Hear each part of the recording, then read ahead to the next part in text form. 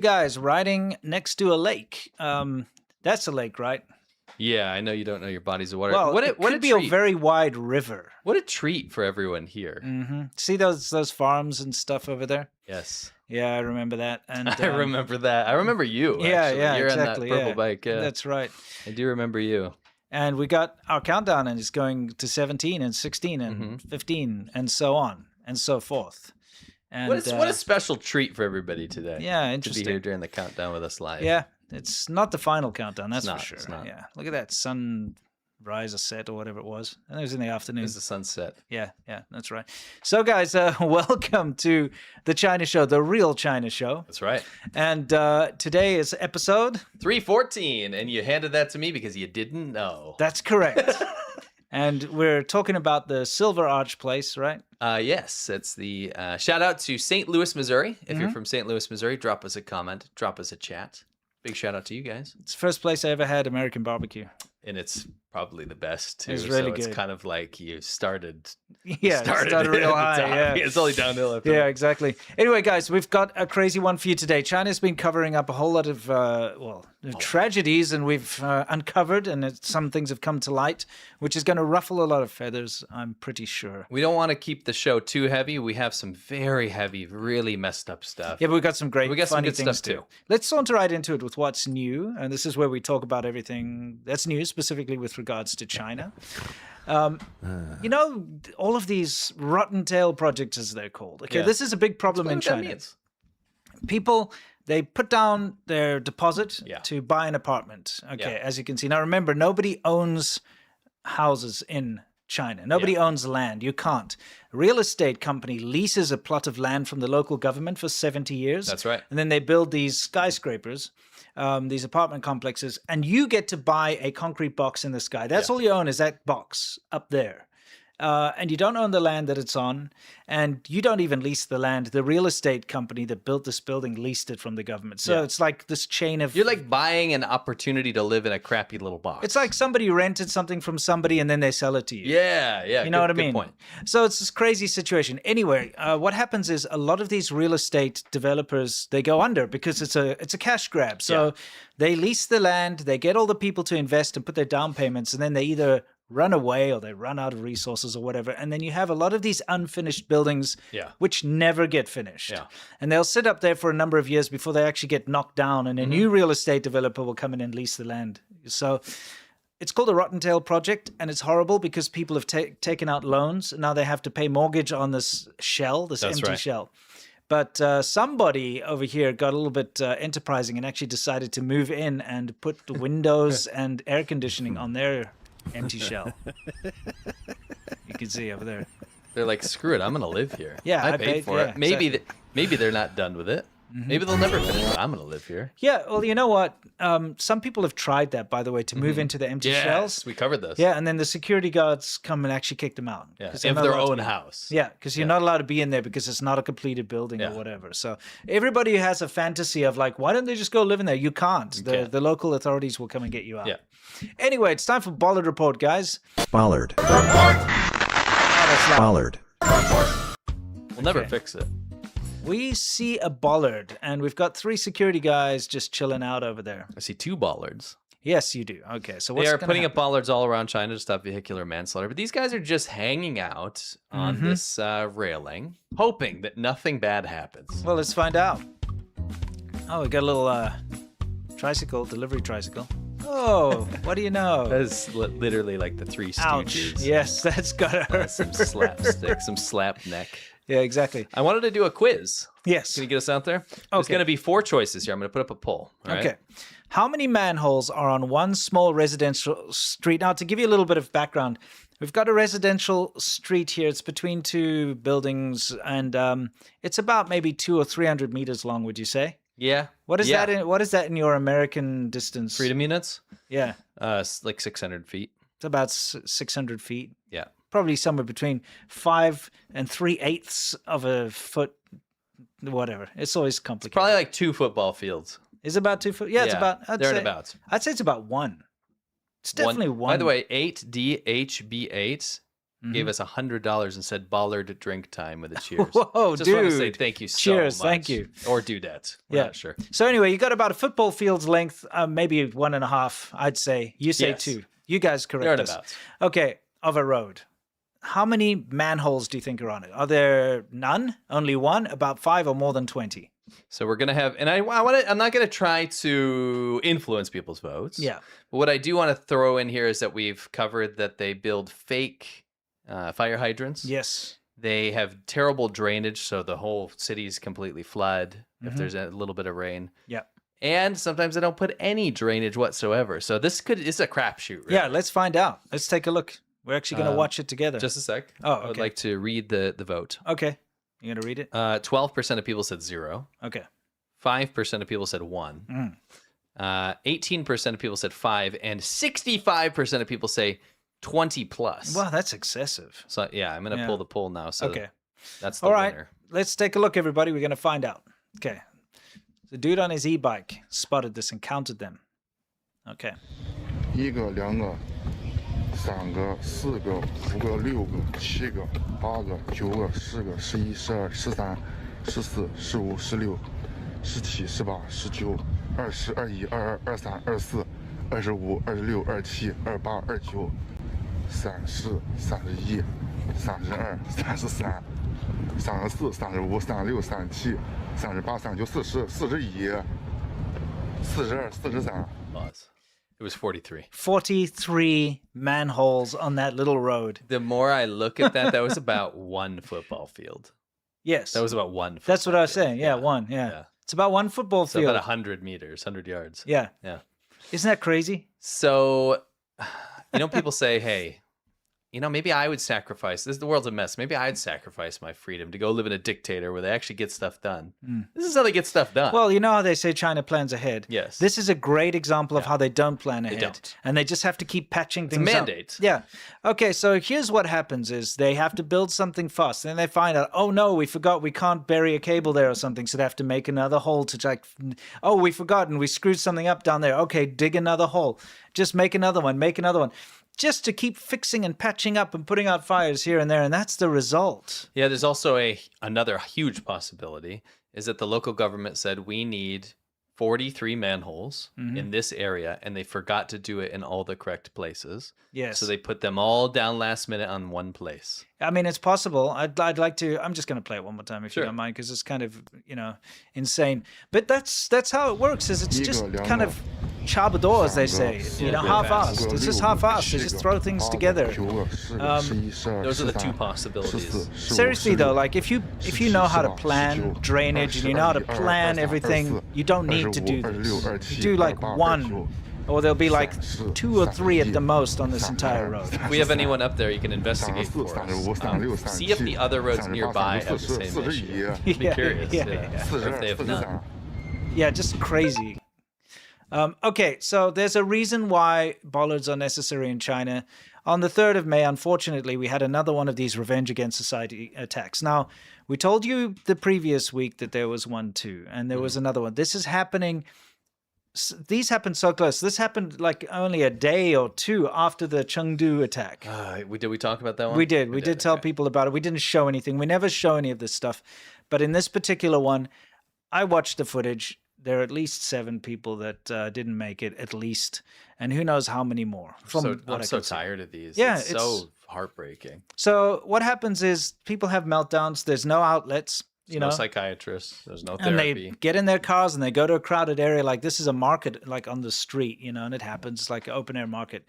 And they just go for it and just knock over as many people as possible. Yeah, it's funny when people say, oh, you look at a country like China, it doesn't have gun crime because they can't have guns. Do you think a car is not like a gun? Yeah. They're just mowing people over every week now. No, it's terrible. You know? It's a very big problem in mainland China. Anyway, so that is a bullet apart. So what did you want to tell us about this beautiful skyscraper here? I just love, this is a bit of propaganda. China's been bragging about how it's really kind of, you can play it, it's turned its pork industry, its pig industry, pig raising industry, slaughter industry into a real enterprise, like getting investors. People are like, wow, because they're able to build skyscrapers where they slaughter 1.2 million pigs per year. I'm not going to show the slaughter, by the way. I'm just showing you the facilities. It is, people talk about, oh man, the West are the battery farms and all this kind of stuff. You ain't seen a battery farm. You don't know if we have battery farms, they have freaking jetpack farms. Look at this. This is insane. Yeah, I bet you that the footage we're seeing now is very curated. Oh, it is. It is. That's what I said. It's clean. It's porkaganda. Dude. Yes, it is. And we've seen buildings like this in China where they do the same with turtles. You remember that? Yeah. Oh, skyscraper. This is a skyscraper with turtles. It's so funny. It's like, dude, it's crazy. Well, I mean, that place must smell real bad. Oh, it's got. Imagine working there, dude. The potential for swine flu. But China's pumping them full of antibiotics and hormones. So. Yeah. By the way, little Japanese lesson for you. How do you say pig intestine in Japanese? Hormone. Yeah. Yeah. I always thought that was interesting. It's very weird, isn't it? Yeah, exactly. Yeah, hormones is what you hear in those hotels when you stay there. Anyway, let's continue on. We've got Neng Pian Jiao Pian, everybody. Yeah. This is where we teach you why there is such a famous saying in China, which means if you can cheat, then cheat. And this has been going on for a while, obviously. Where people have been buying power banks like this. Yeah. Okay. Now, when you buy a power bank, you buy depending on the capacity, right? So this is 20,000 milliamp hour. That means it can charge your phone more times than a 10,000, double as much as a 10,000 milliamp hour, etc. Okay. Very nice.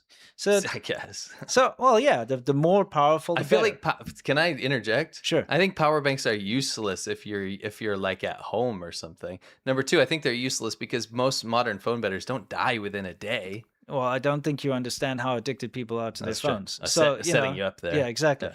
So anyway, this dude bought this and, he opens it up because he's like, this thing's not charging as much as it should. And let's take a look here. Only 2 of the cells are actually connected up to the little circuit board, right? And those like vape batteries. Yeah, it's a lithium-ion battery cell. And look at the remaining 3. Now he's doing something that's very brave, and it's that is because he already knows. Yeah, he already knows. Take a look. It's sand. Full of sand. What do we say to that? Oh my gosh! I've never seen anything like this before. God, this is amazing. I have in China a lot. Yeah, absolutely. Now, of course, this is kind of smart in a way because I'm not saying it's smart. It's not smart. I'm saying it's smart from the point of view that it's probably not easy for people to detect because not many people are going to try and cut open a lithium-ion battery cell. If their power bank's not that good, they're like, well, that's life. Yeah, it's like get what you pay for because it's probably cheap, right? But yeah, you're not going to try cut into it because you're worried about it exploding or causing a fire or, that type of thing. Yeah. But turns out this is a very common practice in China, as you can see. Sand-ion batteries. Yes, yeah, you can see this. The person's also like got duped. Dude, the amount of battery propaganda I see from China, they're like, China's just upended the market, and they get tech blogs and big mainstream articles to like, they've upended this battery will charge within 5 seconds. And it's all that nonsense. It's iron something or other. It's sand. If you ever read those articles, you got to look at the wording because it's like China plans to. China has. So you're being too generous. Yeah. It's usually a Western invention. Yeah. And somehow China got like a grant to do a little more research on it or something. Yeah, and then they did research, but they didn't do anything. No, but it's like they said, we're going to do this. And then the fact that China's invented a nuclear battery. They got a grant from the government to look into it. Yes. And then now China's done it, even though it was decades of research from the West. Correct. Anyway, now this guy, he runs an electric e-bike store. So he bought, a battery pack for an electric bike, okay? Now, if you take a look when he opens it up, you'll see, wait, what's going on? There's these tiny little battery cells there. So what happens is when you plug it in, it gives you the reading of 48 volts or whatever it is your bike's supposed to take. Doing. Yeah, so it tells you, oh, there's 48 volts, but if you try to ride, nothing happens, right? It just dies. So he's like, what's going on? So it's got the little batteries in there to trick your system. But then when he actually opens it up, you can see it's just full of gravel. That's hilarious. Yeah. So you know, there's a saying, and it's kind of weird. We teach you the 能骗就骗 saying, but there's another saying in China, which is 中国人不骗中国人, which means Chinese people don't cheat Chinese people. They only cheat foreigners. Yeah. It's actually a saying. It's it's okay if we cheat foreigners, but we will never cheat ourselves. They did that to, we were in the airport once in New York City, and we needed a pillow for my daughter. She was a baby at the time. Yeah. And so we ran up to one of those kiosks, and, you know, it was like, I don't know, $20 for a neck pillow, outlandish. Yeah. And my wife, me and my wife went up, and she tried to charge me $20. And my wife said, she noticed she was Chinese. She said, "Can you give us a little cheaper?" And she goes, "Oh, Chinese people don't cheat Chinese people." She said that in Chinese to her. Interesting. That exact phrase. It's crazy. She gave it to us for $5. There we go. And I was like, cool, I only paid $5, but I got mad. Yeah, obviously. I was like, wait a minute. But that saying is nonsense, because as you can see from these videos, it's almost like 中国人就骗中国人. It's more like... It's like they actually cheat themselves more. It's more like in a foreign setting, yes. Chinese people will be like, yo, I'll hook you up with a deal. Yeah. But non-face-to-face like interactions or deals, better believe they're cheating each other. Yeah, I mean, that's why they sell fake vaccines and, you know, milk powder scandals and all that stuff. Anyway, this is quite dangerous because, look, the lithium-ion batteries, the fake batteries, it's like whatever, you can't charge your phone. This is supposed to be an air extractor, an industrial air extractor for welding. Yeah. Okay, it's an expensive one, right?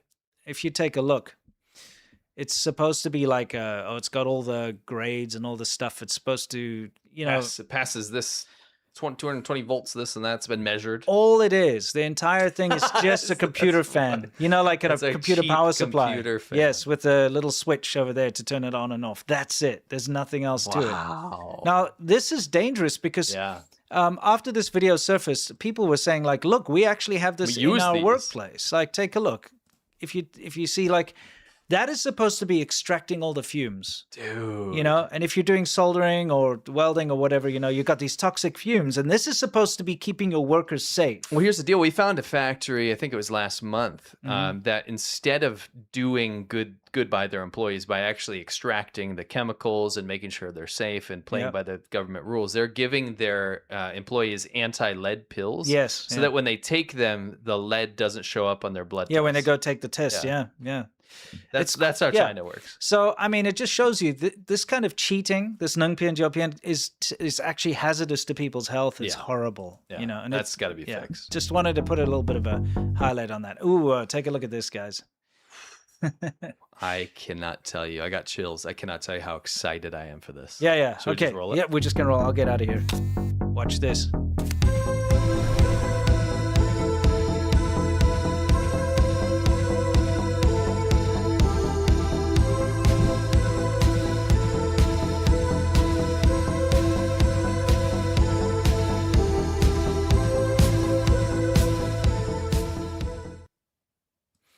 We are so excited to present to all of you our new limited merch. It's fantastic. It is the Dying Breath Ghost in the Machine.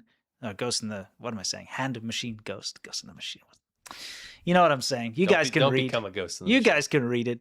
Dying Breath, this is fantastic. It's in our whole Hand Machine Ghost line. Okay, we had great success. So many people like the Hand Machine Ghost. We love the Hand Machine Ghost. So we thought, let's keep it going. Let's introduce a new Hand Machine Ghost. So countless people reached out with our first Hand Machine Ghost merchandise. And what that was a talking point. It was a way to address this issue that we're currently becoming completely attached to our devices and losing real world connection. Yeah. And so with the Dying Breath, the sequel here, we decided to go even more into that. It is very clear conversations are getting thinner, relationships are getting strained. People are losing touch with reality, whether it's in dependence on AI to do everything for you, right? People losing their jobs, people just having to go through mindless entertainment or be just completely affixed to this device, whether they want to or not.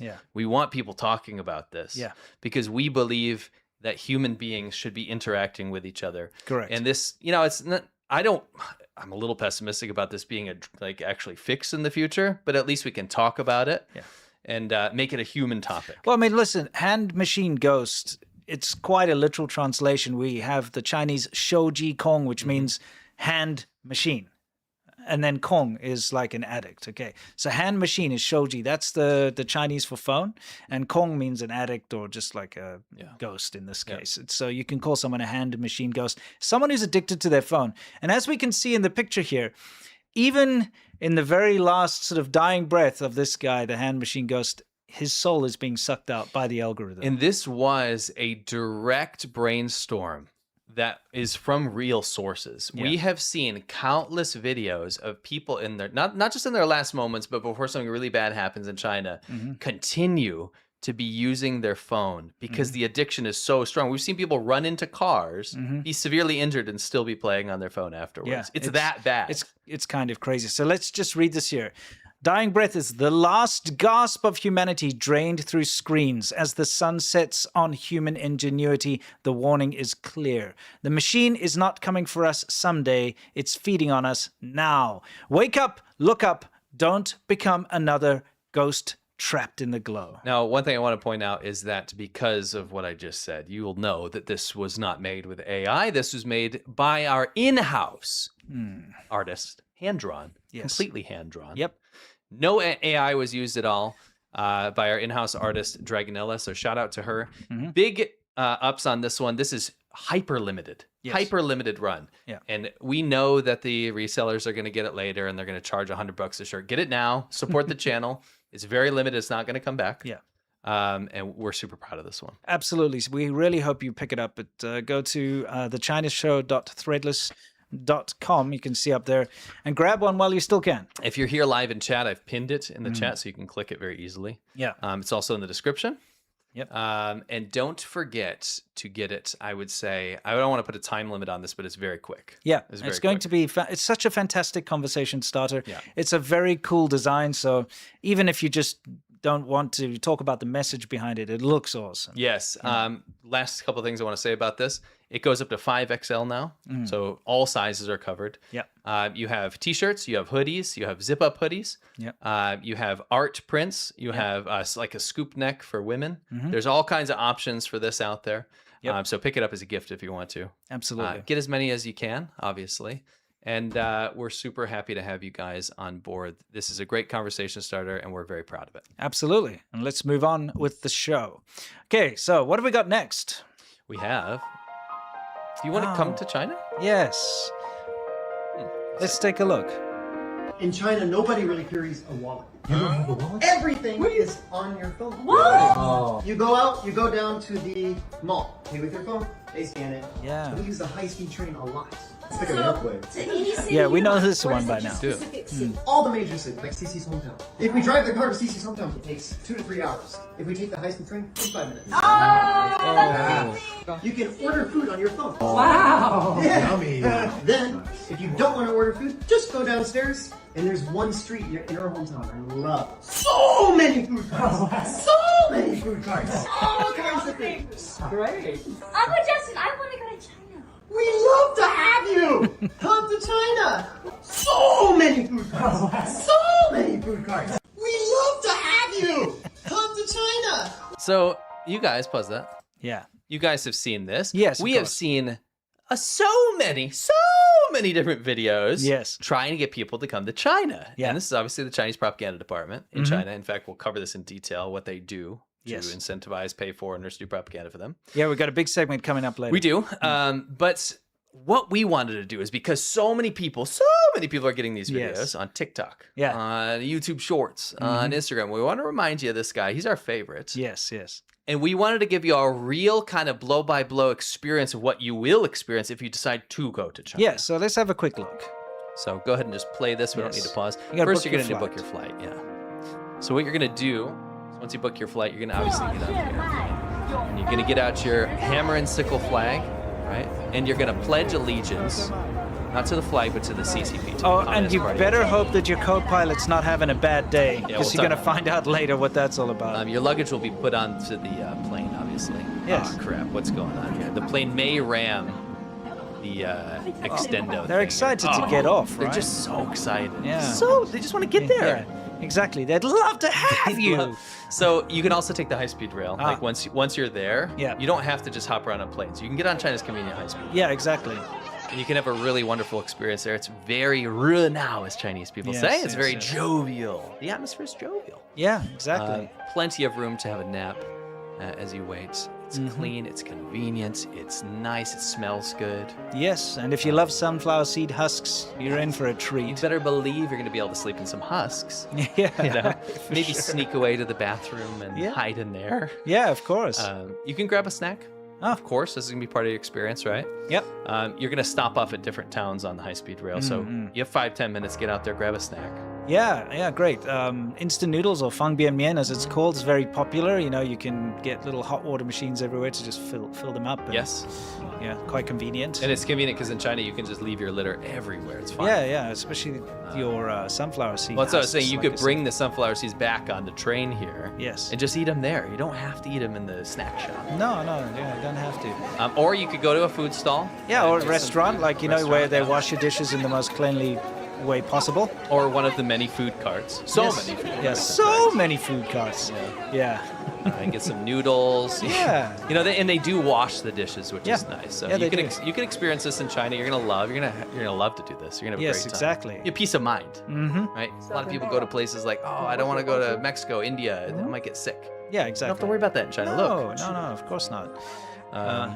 You know, Very just courteous. They'll pull your chair out pull your for chair you. out for you. It's a very hospitable country. Ah, goodness gracious. Except for that guy. Sorry about that.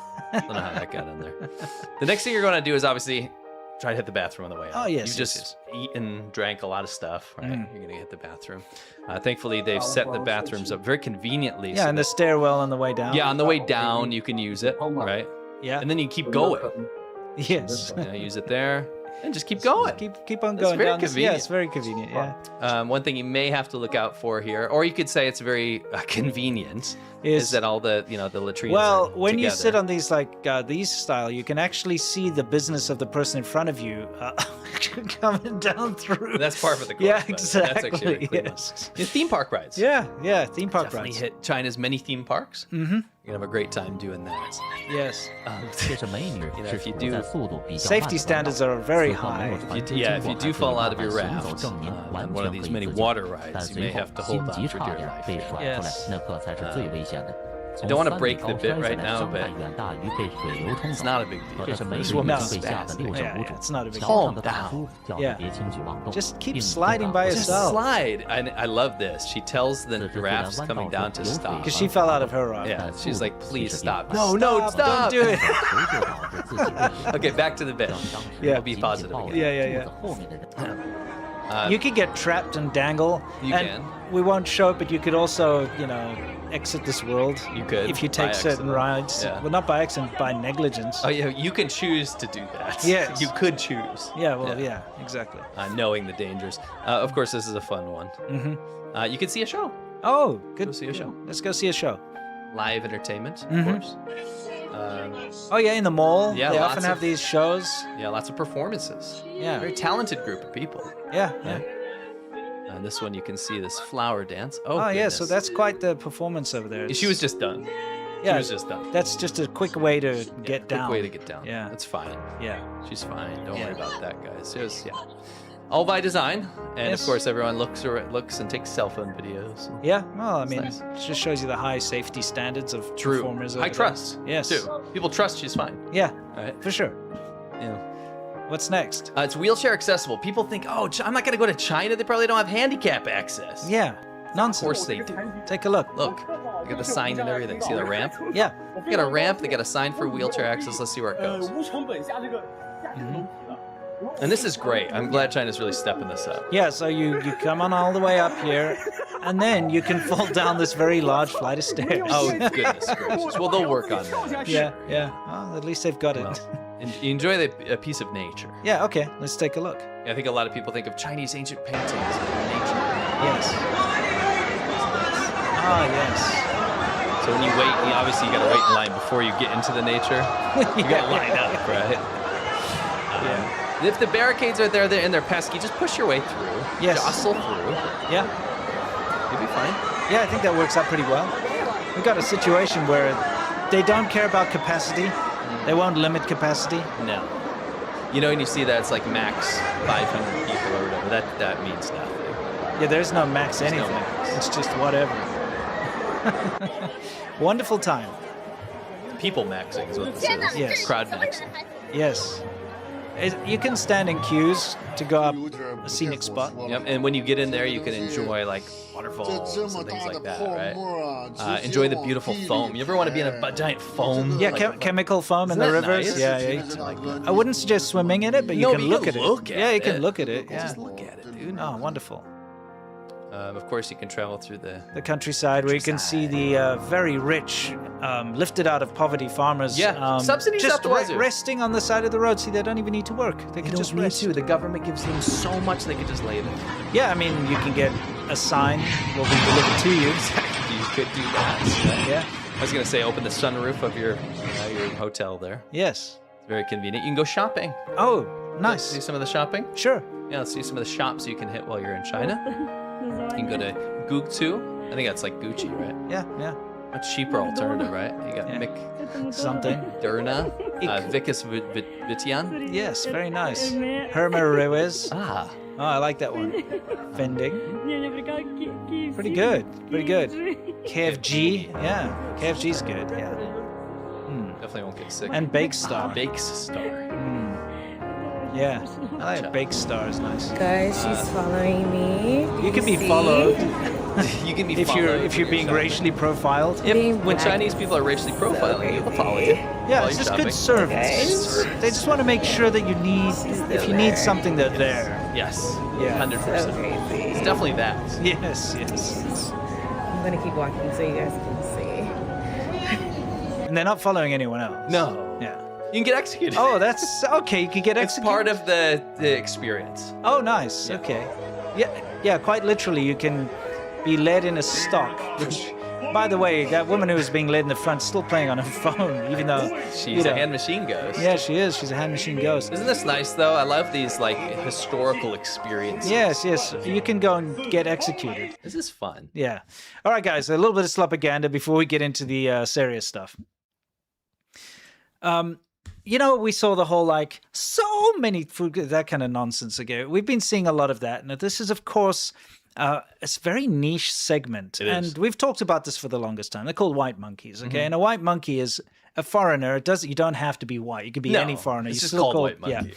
So it's a foreigner who's willing to basically throw their dignity away in order to curry favor with the Chinese public and then grow a social media following and get opportunities in Chinese state media and so That's on. right. That is So, correct.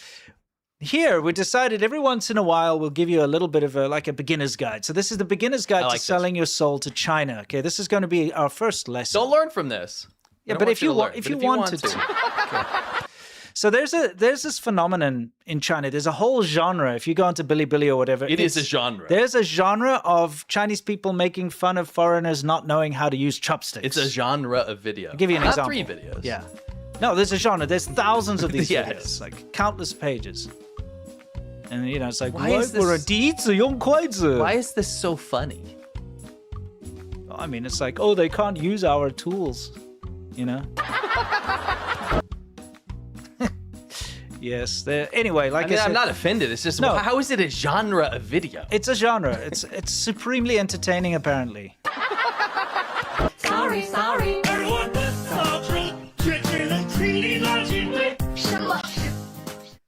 Okay, Can we analyze that really quick? Sure. That one, we didn't add that. No, that weird That music. song is like a fever dream clown hallucination so on weird. DMT. It really is. That I don't know. Can we hear that again? Okay, we'll hear one more Guys, time. can you please tell us what the hell that was? Just this last little bit, yeah. What's happening? Okay, listen carefully. Listen. What even is I have that? no idea. But let's get into 第一课, which means lesson 1. Yes. Okay. Pretend you're an incompetent git. Okay. Okay. So if this is the career you want to go down, the career Okay. path. So you've already kind of done this. You're Well- like, I'm gonna be the white monkey. Yeah, if you Okay. want to be a white monkey, this Gotcha. is your first step. Okay. Is pretend you're an incompetent git. Okay. Like these guys. Take a look. So they Oh my God. So you see what he's doing here? Yes. He's doing a video, obviously, on Douyin, which is Chinese TikTok. Okay, well, TikTok is Chinese, but you know what I mean. And he's going there and he's like, oh, look, like what I did, me pretending to use chopsticks when I first got to China. I see what you're pointing out here, because the first videos, you're just showing Chinese people are laughing at foreigners for not being able to use it. Because they're legitimately. He's aware. He knows how to hit this market. Yes. He's about to become a shill. Yeah. He's on his path. This is the first step. So We'll have to watch him. take a look. Oh my god. Because he's holding the chopsticks fine, by the way. Oh, yes. Yes, he is. He knows what he's doing. He's pandering. Look at this guy. pander bit. Same thing. Oh, I don't know how to use chopsticks. Oh my God. I've never seen anything like this before.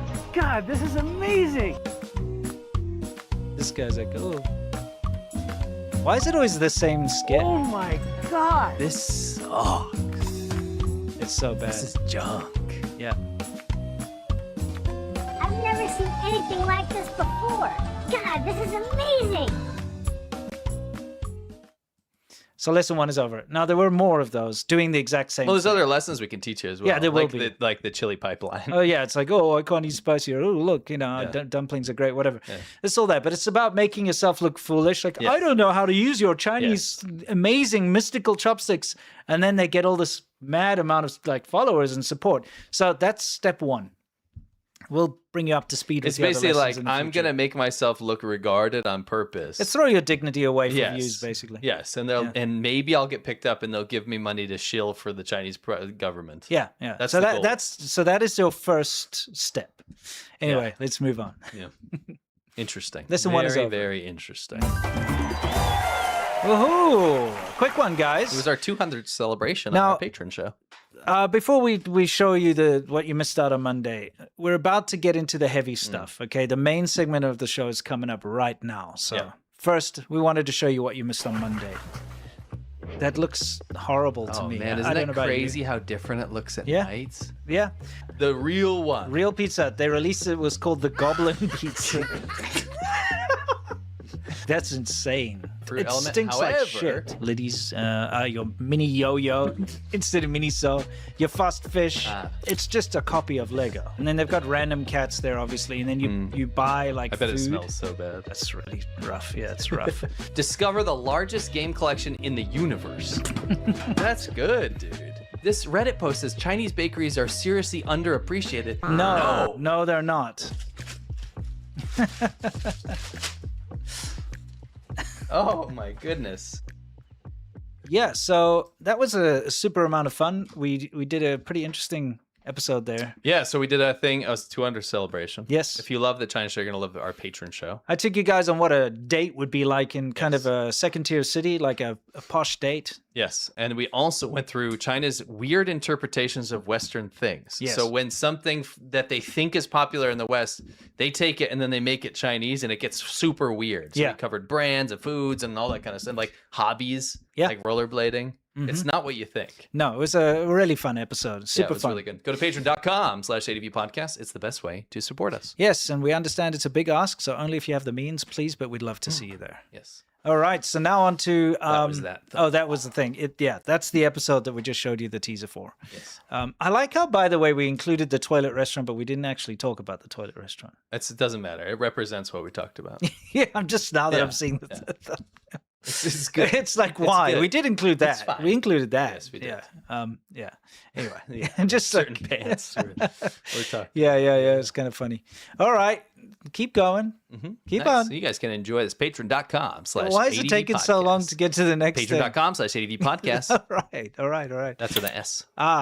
So guys, this is actually soft power hour we're getting into right now. No, it's not. It's not. It's not soft power hour. No, that's the actual soft power. You know where we talk about soft power? Yes. I'm sorry. Okay. Well, this is. You clicked on the thumbnail. Yes. Okay. This is one of the main topics. There's two main topics. We've got today. two. It's not just this one. It's a big show. I'm gonna get right into it. Okay. Okay, we're now talking about the China Eastern MU5735 cover-up. Okay, this is one of two cover-ups that we're going to talk about that have come to light. Yeah. All right. So, what you're seeing there is a Boeing 737 plummeting basically vertically down to the ground.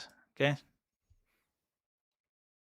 This happened on March 21st, 2022. 123 passengers, 9 crew, and no survivors. Okay. It's one of the biggest aviation disasters in China's history. So according to the International Civil Aviation Organization, Annex 13, the country of manufacture along with the country of registration, operator, and design is invited to participate in the investigation led by the country where the crash occurred. I'm telling you that because people might wonder, what does America have to do with the crash in China? Well, it was a Boeing 737-800 that crashed. By the way, one of the safest planes ever. It's a mature plane. It's got like almost zero. There have been no fatalities in its history of operations in America. US, and where the plane has crashed, there's always been shenanigans involved abroad. We do know Russia shot one down. Yes. In Ukraine. And as you're going to find out, this incident that happened in China was definitely not a mechanical failure. No. Okay. So there's a reason why this is in the news now. This happened in 2022. Okay. And as you can see from this headline, which says both engines shut off and cockpit struggle came before the 2022 China plane crash, the NTSB data suggests. Okay, so the NTSB is like the National Transportation Safety Board or Bureau or something with a B, bros. Okay, definitely bros. Yeah, exactly. Definitely bros. That is an American organization. Now they had to go there because it's a Boeing aircraft, and they were involved in the investigation, and that's kind of an international agreement. Yeah. All right. And on top of that, it's an American plane, so you need the American specialists from the company to be able to decode the black box and all that kind of stuff. So they got hold of the black box. They got hold of the voice recordings. They decoded it, and then they sent it to China. Okay. And they big mistake. Yeah, they sent the voice recordings to China as well, but then they didn't keep a copy, which is a big mistake, as you're going to find out. Okay, but China immediately after the accident covered it up. I mean, when I say covered it up, they just basically stopped all news about it. Yeah. The only news that they focused on were the rescue efforts and this is what equipment the rescuers have with them and stuff like that. Sure. And they set up a hotline for the families and so on. But then they just stopped reporting on it. Okay, which is kind of crazy. But a Chinese citizen decided, because it's been 4 years, right? Mm-hmm. A Chinese citizen was like, that's enough. We need to know what happened. Okay. Because when people tried to discuss it online, their conversations were censored. Yeah. Right? Yeah. In fact, it was a crazy thing because straight after the accident, China grounded all of their Boeing 737s, okay, and said that they would only let them fly after the investigation was completed. Interesting.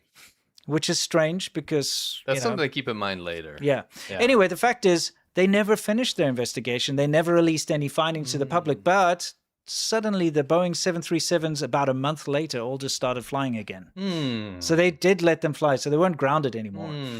This accident caused Boeing's stock to plummet, Yeah, and unfairly. It's unfair because it wasn't actually Boeing's fault, But there's all sorts of shenanigans.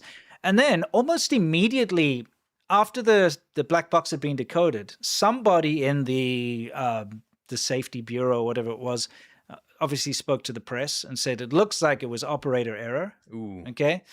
And so that got into the Wall Street Journal, I think, did an article about it. And immediately China slammed that as irresponsible and misleading and all that kind of stuff and censored all the news. And basically, you haven't heard anything about this in China since. So this enterprising Chinese national, he's like, well, in America, you've got that Freedom of Information Act. So he actually filed a Freedom of Information Act, request to the National Transportation Safety Board. There it is. It's board. Yep. It should be bros. It should be bros. So basically, he did the Freedom of Information, and so they had to release. Of course, they released the redacted. They can't. But they released the information that they got out of the black box, which is very damning because the information that came out of it actually shows that somebody cut the fuel off to both engines and turned them off. And I've actually got a demonstration of how that works. It's not something that can happen by accident. It's deliberate. So somebody shut off the fuel, and then somebody forcefully pushed the yoke down in order to make the plane plummet. Because that kind of data is logged by the black box. Yeah. All of the control surfaces, everything, it's all logged. That's right. So somebody forced it down, and then there were signs of somebody struggling, someone trying to fight against that. Because, you know, in these planes, you got two. You got the co-pilot and the pilot. They each have their own control yoke. So it looks like someone was trying to fight and try to regain control, but the entire time it was being forcefully pushed down, which of course caused the plane to go down. Yeah. So if you look at that data, you can see that it's not a mechanical failure. You can see that it was an operator error, like someone in the cockpit turned the fuel off and then made the plane go down. Right. All right. We'll talk a little bit about maybe why that happened in a minute. Here you can see the data from the black box and where it actually did like a 360 spin on the way down, and how it for a short time corrected a little bit and then went down again. So I'm guessing there was a fight, and while the one guy was trying to crash the plane, the other guy stepped in and tried to, you know, wrestle control from him, and got a little bit of control back, but then ultimately lost. That makes sense. Because you're fighting against you need to have a lot of strength to pull a plane out of a dive, but then you've also got another person trying to force it to dive at the same time. It's a losing battle, right? So as you can see, this data was released, finally. It's pretty clever, the guy that asked for the freedom of information. Yeah, He's very. like, you know, I can't do this in China, but I'll take China will advantage of it here. they will never tell anything. They will never say anything. So just to show you, this is a fuel cutoff switch on the same kind of plane. You get two types. I'm going to show you both. You can see that it cannot be shut off unless you physically pull and lift it up like that. Yeah. Okay. It cannot be bumped off. And there are two of them, by the way. Yeah. So both of them were shut off at the same time. Yeah. Okay. And this is the other style of cutoff switch that you get in Boeing aircrafts, more modern ones, but I don't know which one it was fitted with. It was one of these two. And this is the same deal. You have to lift it up. It's got an indent there, see? Yeah. Okay.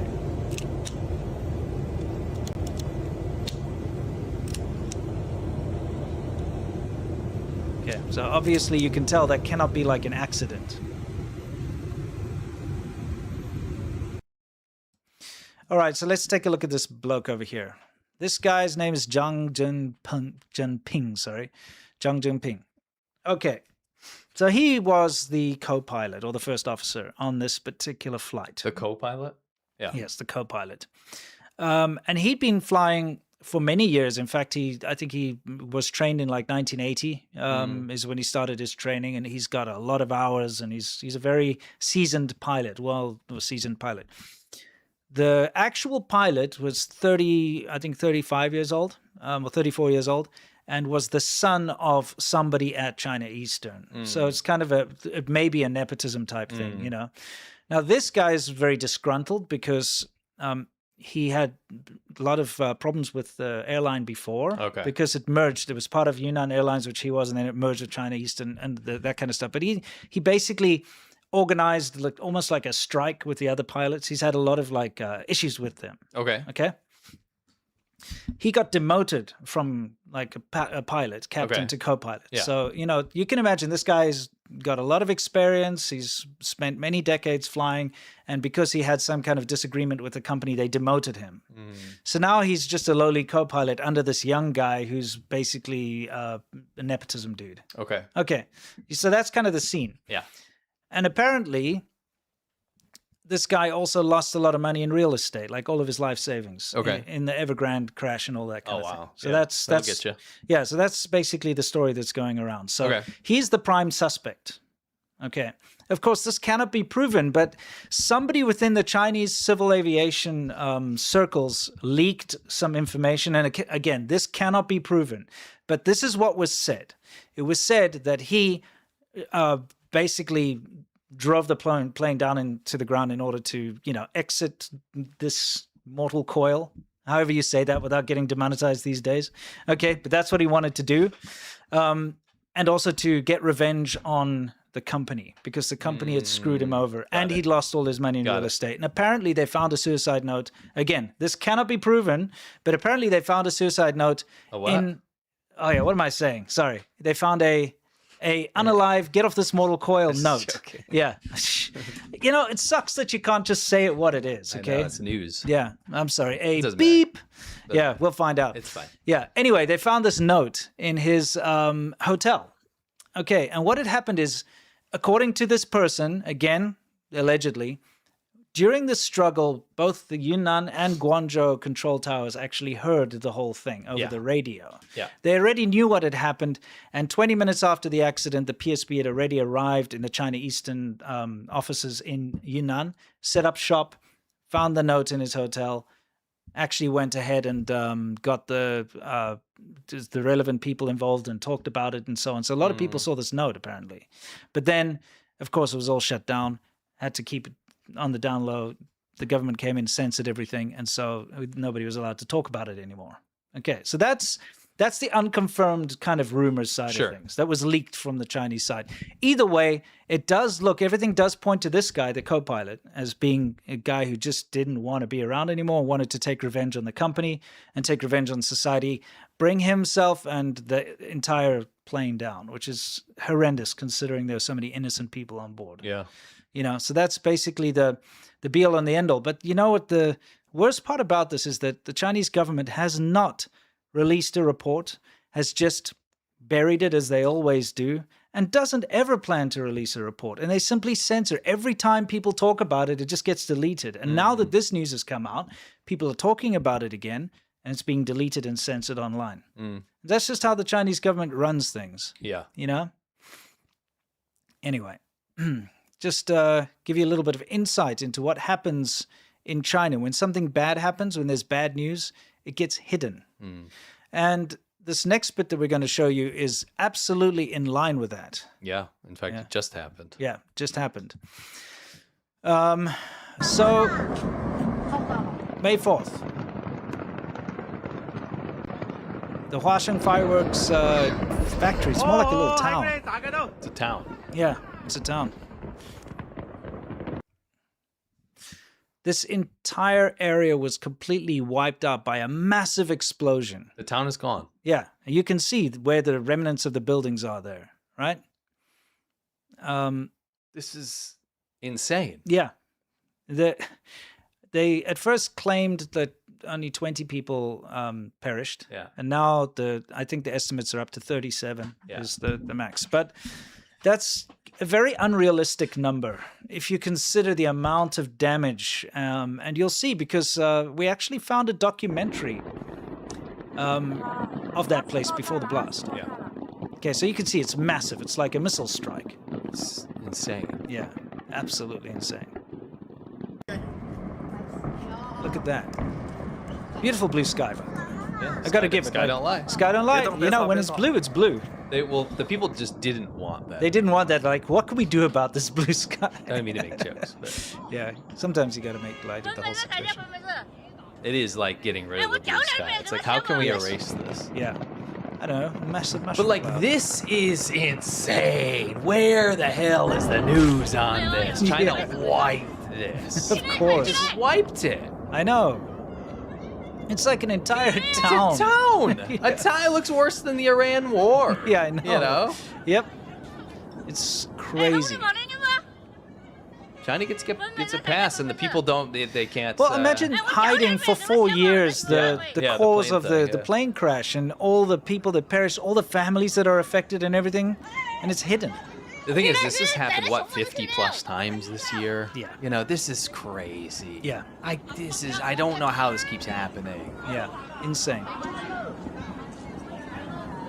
So we want to show you what blew up exactly. Yeah. Yeah, it's useful. Yeah. All right. Now we got another one. So this made such a stink, and so many people took videos of it because it was so massive that eventually, this is probably one of the first times I've ever seen it. State media had to put something out. Yeah, of course. But not right away. So this is the documentary that was filmed a year prior. That's what blew up. Okay, you can see the amount of little factory houses that they have over there. But this documentary was put out as a look how well we do things type documentary. Okay. And if you look at the documentary, you can probably understand why mistakes were made. Okay, because of the way things are done. It's not a very safe environment. Everything's done by hand. They're not using machines to put things together. You know, it's really just very rudimentary. Well, the working standards in China are appalling. Yeah, but this It's third world. it's crazy when they put out this documentary how they were like, look how great this is, you know? Yeah. Well, because in China, everyone knows in China this is what it's like to work in a factory. Sure. You know, it's for them. Yeah. This is not for foreigners to see. Yeah, true. Yeah. I mean, you're working with explosives, and what you're doing here is you're basically just sticking things together with like masking tape and what have you. If you look, this guy's putting in, who knows what he's putting in those things and smacking them in like little chemicals, explosive chemicals and whatnot. You know? Wonder why it blew up. Yeah, I know. That's the problem. Is like safety standards are very lax in China. I mean, look at the storage facilities. Yeah, here. it's like an old milk crate or It's a something. milk crate. Yeah, just And they smoke, these guys. Yeah, look, there's a random dude. Just let me put a little bit of masking tape on that. There we go. Better believe that guy smokes cigarettes. Oh yeah, You know, he, back look, in that. he looks like a cigarette. That's what happens when you work in this. Yeah, that by the way is sparklers. That's the flammable thing on the sparklers. You know what I mean? Yes. Yes. Yeah, take a look at that.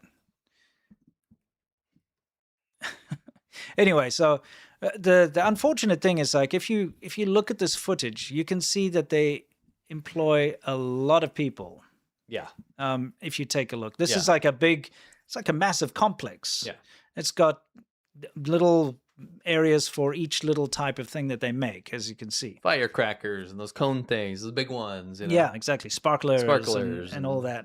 And they do Roman everything there. You see, that's the thing they do. They produce everything. Luoman Laju, you know? Yeah, those yeah, the Roman candles, huh? Yeah. But the unfortunate thing is that the people that we're looking at in this footage are probably were there. Yeah. I mean, it would, logic would tell you that. Yeah, yeah, Right. yeah. It's kind of a morbid thought, to be honest. But Yeah. you can see it's all set up there for people to be working all day. And the surrounding areas, like the people, they live on site, and they also have all the residential buildings right around the factory. Yeah. There was also footage of people's houses, like very far away, all the windows blown out and everything. Yeah. It's a massive explosion. Yeah. But as you can see, everything's kind of done by hand, and that's why you see so many firework factory explosions in China, which there are lots. Yeah. Hear I mean, about them. when I said factory explosions, I'm talking about lots of factories, not just fires. Yeah, of course. Yeah. Yeah. But it gives you a little bit of an idea of why this kind of thing could happen, because they're storing all these explosives on site. All the chemicals are on site. Everything there And it's done so haphazardly. Yeah, exactly. It's just throw some stuff in by hand and package it up. Yeah. Yeah. So It's no wonder, right? again, this is very much in line with the airline cover up that we just saw, because they covered it up, and they're still covering it up. They're claiming like 30 odd people perished. Yeah. Definitely more than that. Gotta be. I was be. seeing some dissidents were talking about the families who are asking about where their missing loved ones were, and the possibility is there may be hundreds of people. Yeah. In total, it's Yeah. possible. I'm not saying it is, but it's just one of those things. When there's a disaster in China, by the way, they've already finished all the search and rescue. They've stopped all of those efforts now, according to the Chinese state media. Whenever there's some kind of a big disaster, the first thing China does is just stops reporting anything about it. They Yeah. downplay it. Yeah. Look at the COVID numbers. They put out, what know. did they say in the entire time of 4,000 people or It's something? outlandish. Some stupid little number. outlandish. Whenever, that tunnel flood where there were Yeah. thousands of people drowned in Yeah. that tunnel, and they said 20 or something, or whatever. in the whole 130 county or something. and we counted thousands, but just by the cars. Yeah. I mean, they always downplay, and they always and when people start to ask questions, they silence them. People start to lay down flowers, they cover that up. You know what I mean? I mean, I know we harp on about that, but some people might watch and say, "Hey, that's China. It sucks for them." We don't want the world to be like this. Yeah, and also the world takes China's statistics seriously. Yeah, so when that's what I mean. China says, "Oh, we only have 3 people that get injured in industrial accidents every 10 years," and the world says, "Oh, wow, safest industrial record." You also don't think developing nations around the world aren't taking, especially ones with authoritarian governments, are taking notes from how to run their country too? Yeah. We're gonna be living in a post-truth world if this is the case, right? Yeah, agreed. These other dictatorships, like third world countries and stuff, are like, if China can do that, we're gonna use this playbook. Yeah. Right? Yeah. No one died.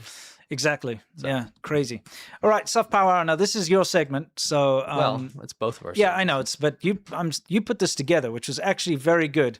We really need to draw this to everybody's attention. CNBC, which is, take the mouse, please. CNBC, as we all know, is a big broadcasting thing here in America. Yes. They're pretty high up there, right? Oh, yeah. Up there with like CNN and Fox News and all Yeah, that. it's one of those. What they did was they hosted this, they're hosting this series, which is kind of interesting. It shows people how much it costs for people to live in other countries. So Americans moved to India and they started taco shop. Yeah. Right? Americans moved to, I don't know, frickin' Belarus. Maybe Canada. Yeah. They moved to a different country and they show how much it costs to live there, what they did to be enterprising Americans, right? So this one guy actually wrote his own article for said series, okay? This guy is in China. He's an American in China, right? Can I before you even say that, can I tell you that this headline is the biggest load of crap I've ever seen in my life? Well, he wrote it. Yeah, exactly. You're a liar, bro. Holy shit. I'm so sorry, but get the hell out of here. Well, we'll go through it. 36-year-old left the U.S. for China, now pays $1,000 rent and $100 for groceries for a family of 4. It's my version of the American dream. So we never go after shills, or we don't go and try to pick apart things and say, look at this douchebag, right? What we want to do is show you how this is most likely part of a giant network of this type of media that China's trying to push right now. Yeah. And why they do it, like why China tries to get this to happen. Yeah, again, it says that I left the U.S. for Shenzhen, China. Here's how much it costs. Dude, I lived in Shenzhen for 14 years, okay? I know a lot about that city. If you try to tell me you're paying $100 for groceries for a family of 4, you are a liar. Well, you are a super liar, unless you're eating like roadkill and gutter oil. Like, you freaking liar. Let me get into it. It's like, dude, I'm sorry. It's like if someone, like let's say someone from India makes an article and says, I moved to Beverly Hills and I only spend 20 rupees for a month's groceries. Yeah. Who's going to believe that? No, I mean, no one. You know, some people might believe this because they just don't know China. They don't know Shenzhen is a first-tier city. That's the point of this. Yeah, I'm sorry. I didn't want to interrupt. No, that's all right. Go for it. Good to have your own experience. So I want to go through a couple of these points that he made in said article. So the quote says he lives well in China on $3,500 a month plus $1,000 side income. Rent is $1,000 a month. That's not necessarily wrong. What I want to point out is that it makes it sound like, and this benefits China in a lot of ways, makes it sound like that's how much people earn there. Yes. And no, that's what you earn there as a foreigner, okay? He's earning 5 times the average wage in Shenzhen. So his $1,000 a month rent, a lot of people look at that and say, if a Chinese person looked at that and they'd say, that's more than my entire salary that month, right? So it's better to be transparent about that and be like, I earn wildly much more than the local people do. Yeah. Right. This one here, they claim $100 a month for groceries for a family of 4. So I actually found a study, and I've cited all these things. Okay. I found a study that went through food costs of Shenzhen, which is great. Yeah. That is in my citations at the end. Okay. The most basic primitive diet in Shenzhen would be like $240. And I'm talking primitive. Yeah. Right? Like you're going to the wet market. You're buying rice. the lowest quality rice, the lowest quality oil. You're cooking at home. Right. This is like bare bones stuff. Yes. So that estimate is just so far off. I'd love to see some proof. That's the thing. It's because that's a lie. And I know that the foreigners that live in Shenzhen, they don't shop at the local wet markets, okay? They go to Olay, they go to BLT, they go to these expensive places, or they go to a Walmart or something. And you can still live cheaply. Yeah. But most foreigners don't. I guess my point for this one is that maybe he does live like a local. But that's my on the bottom end. But here's my thing is that, okay, I used to, not shop at the expensive places. I didn't live like a foreigner. Most foreigners, when they go to Shenzhen, they don't take the local buses and stuff. They'll take taxis. They try to live a Western lifestyle, so they buy expensive Western type foods, cheese and stuff, which is very expensive in China. Yeah. But I lived like a local. And there's no way I could get away with for myself $100 a month on groceries. It's stupid. And that the family of 4. That's why I'm calling BS, because that is such an outlandish garbage claim. So I ran some models. Okay. Living like a local on the bottom end, realistically, you're at the bottom end, 550. Yeah. More realistic if you're living a heavy import lifestyle, if you're like Yes. getting cheese and Yeah, the you foreigners actually that go, want yeah, stuff, spend you on the want peanut butter, Yeah. Mm-hmm. then you're spending at least $1,600 a month. Yeah. Okay. So that's just outlandish, that claim. But did you see that the headline there said like it's much cheaper than where I live in the U.S. That's the point here. Yes. Right. You missed the healthcare one. Oh, did I? Yeah. Oh, the healthcare one. Yeah. The healthcare one is very disingenuous. Yeah. I'm sorry. Do you want me to do the mouse thing? Sorry. Okay. There we go. I pay $90 a month for healthcare. That's not true at all. No. That is not healthcare. That is the national health insurance. And what you do is you're paying for access to be able to go to a public hospital. Mm-hmm. You are not going to get anything. You're not going to be able to be treated for serious illness or emergency. You're not going to get an English-speaking doctor necessarily. Yeah. It's the public hospital system that no Westerner would think is good enough for their family. No, they will No. always go to that Hong Kong University Hospital in Shenzhen because it's got doctors that were trained and studied in Hong Kong. So Yes. it's more international. And more than that, if you're a successful family, you're not even going to go there. You're going to go to a private clinic. For sure. Or you're going to leave China, right? Any serious medical issue, you're not going to be treated in China. You're not going to be happy with the care that you get. So that's not health insurance, right? Also, you still, like you say, you have that insurance, but you still have to pay. Yeah, If you break your leg, you still pay thousands of dollars. Yes, absolutely. Yeah. We've run through all those figures before. I ran an international health insurance premium, so Pacific Prime. I gave an example where there's like a 30-something-year-old expat. It would start at $438 a month for one person. Okay. That's realistic if you're running insurance, right? It's going to be more than what you're paying at home because you're abroad, right? Just wanted to combat that one a little bit. Claim you can take the subway all across the city for 30 cents. That's not true. Although it's wicked cheap, you don't need to lie about this. Yeah. It is not 30 cents. And that's a very dumb thing to put in there because anyone can Google that. Yeah. Line 11 is what? Like, it can be if you take the high class ones, more like $5 to go from one side Yeah, but to if the other. I didn't even do that. Oh, It's it's $2.20 or something? Right? Yeah. $2.10 if you want to go across the city. It's just like, it's a dumb thing to say. So what he's saying is if you want to take like one or two stops. Yeah, but he's not saying that. No, he said across it go the across whole the of city. Yeah, it's a lie. Yeah. That's just not true. Technology feels both advanced and accessible here, and it shows him getting coffee or something from a robot. And I say, the reality is that sucks. It does. That's not good. That's a bad thing. That's objectively wrong. Yeah. So you can feel like that, but you're wrong. Just wanted to throw that one in there. I feel like I can safely raise my kids here. Do you though? Because you got opaque crime reporting, you have vehicular manslaughter attacks, you have a country that underreports. I mean, there was a study. I think it was Lowy Institute or something found that Guangzhou was like underreporting or not reporting 97% of their crime. Yep. You have a country that incentivizes not talking about how dangerous it is. Well, look at his wording. Because I it's a feel communist country. Yeah, means that's an opinion. He doesn't know. He just feels like, like you get those dudes who are like, I feel like I could drink out of this muddy puddle and I won't get I feel sick. like I could do that. Yeah, I won't get sick. Yeah. Yeah, it's great to not know, right? So Yeah. You go to North Korea, you might feel like it's safe because you don't know, dude. You don't know what's happening. No. there.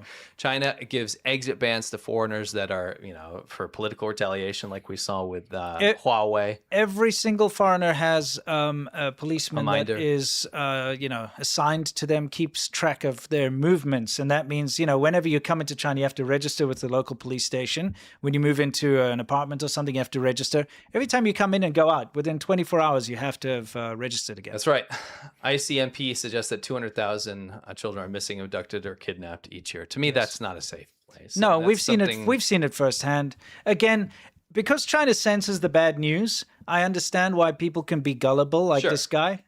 If he you is being say gullible. that. Yeah, You say it's probably just being disingenuous. So welcome to narrative laundering. Why this actually came out, and this is what I can ascertain. Yes. Again, this is just my speculation, but CNBC didn't go, I'm going to run CCP propaganda narrative points. Yeah, Right? yeah. What they did find was a story that was interesting in their series. Sure. Right? But what China does is try to get this to happen so hard because it benefits them so much. So much. So much. So Yeah. narrative laundering means that they can get a real outlet to cover what they want to. So the step one is you get the foreigner praises China or Yes. pretends like you can't use chopsticks, right? You get a Western outlet that's like, yo, this is a cool personal finance story. Yes. This is like, let's show people what life is like abroad. And that is interesting for a lot of people, Yeah, right? yeah.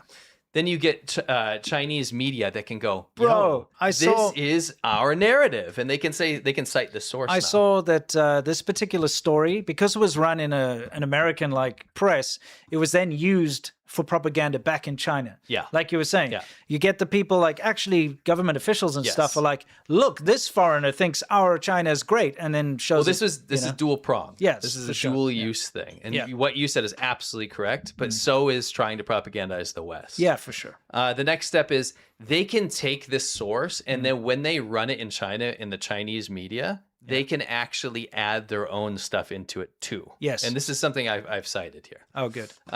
Then the story comes back as even Western media admits that China is better. Yeah, That's the exactly. goal, That's what I right? was saying. That's what they Yes. do. Yes. Yeah. So basically, what this is you have CNBC acting like some sort of, I put credibility wrapper. It's like you get to wrap up CCP narratives Yes. and then say, look, even the West admitted this and there's journalistic integrity there now. Well, think about it. It's if you've got a trusted professor or something and you Yes. get him to espout your crackpot theory. Correct. Then you could say, well, Einstein agrees with me, you know, Yes. that type of thing. So within days of this article coming out on CNBC, and again, he wrote it himself, right? Yes. It was on Global Times, CRI, China.com.cn, 10-cent repost, Sohu, Sign of Finance, Reference News, Phoenix. There we go. Zillions of them, right? Yeah. It worked through like clockwork. Yes. And so they started ripping this, and it became very, very useful to them. So I wanted to look at some of how state media in Chinese Yes. framed this, right? Right. Because they morphed it. They took this and they even morphed it. They bent it into their own like Xi Jinping will, Yes. right? Global Times said coming to China was one of the best decisions I ever made. So they talk about how it's futuristic, safe, cheaper. But then they throw in things like, oh, in the U.S. everyone's anxious.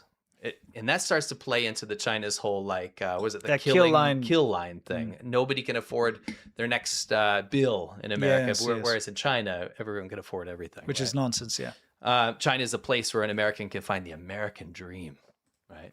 By the way, this whole idea of, I just got to once again, this idea that China is cheaper is not true.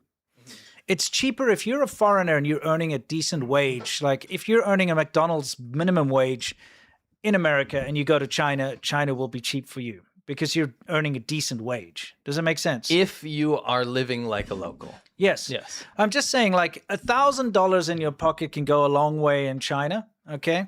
But when you're in China, to earn that $1,000 is very difficult. Yeah.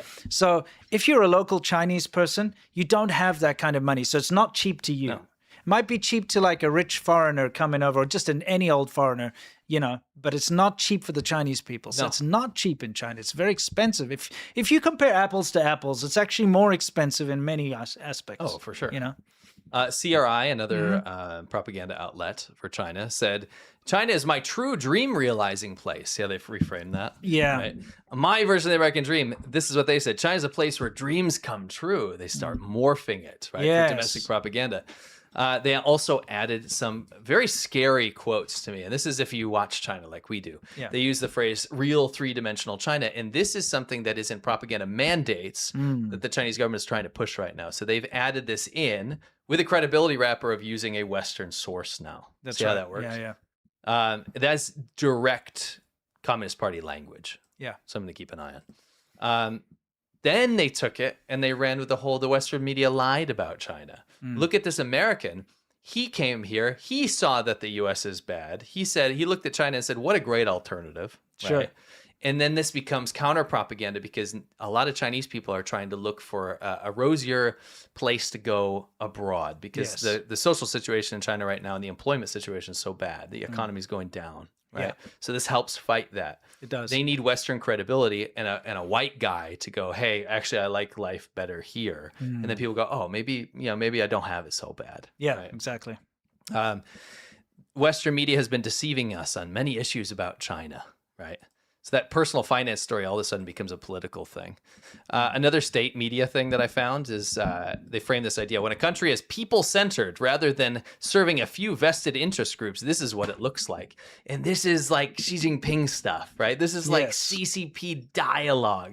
So you've now taken a dude that's like, yo, I think China's cool because it's got robots, to people-centered approach, like actual quotes from the Gongchandang, the CCP. Exactly. You know, and they're trying to push this core idea right now that China is like this people-centered democracy that cares about human beings, and that actually this directive filters into a lot of different areas. Yeah. Terrible. So this guy, what was interesting, if you look at him, is like an influencer, right? Yeah.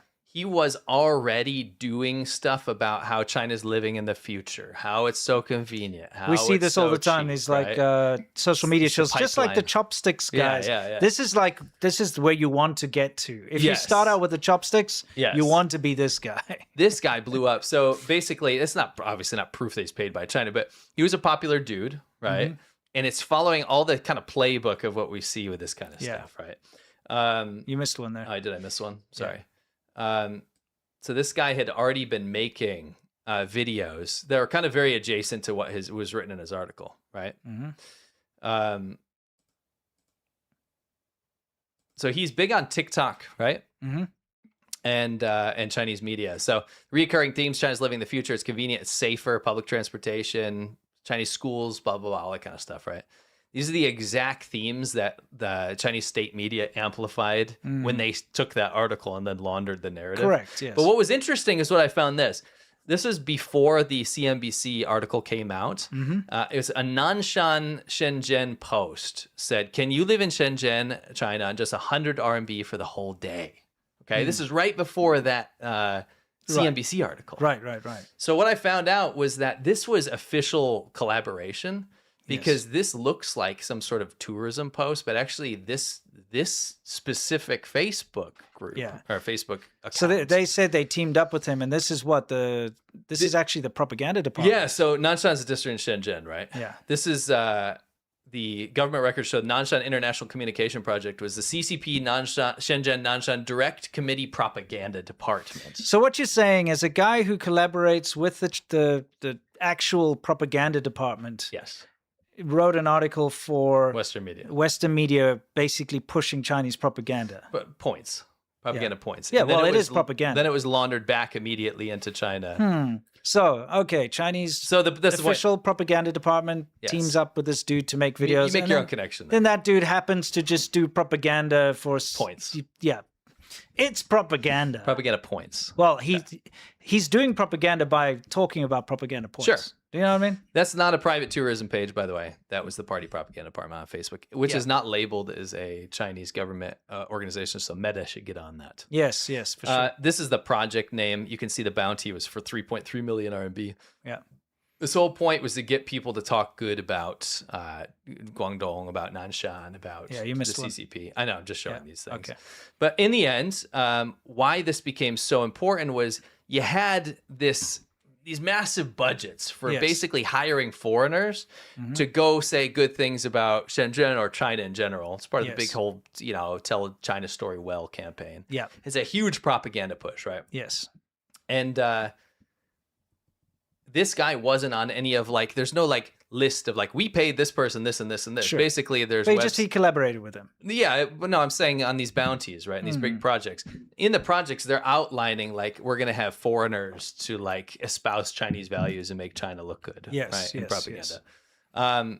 But they don't tell who they paid or how much they paid them. But the truth is that foreign influencers are paid for Shenzhen propaganda campaigns. Yeah, right? that's This ecosystem exists, right? Yeah. There's a huge procurement notice about how to get foreign internet celebrities to do CCP propaganda for the propaganda department in China. You saw names we've seen great success stories with people like iShowSpeed and that kind of stuff, right? Yes, because what they're seeing is a lot of influencers being able to come over and kind of wash the atrocities or human rights abuses away when they can make China look good. Yeah. And it helps the tourism industry for China. At the same time, they can repurpose that back into China to kind of calm down some of the social discontent that's happening there. Correct. So there was a big campaign here.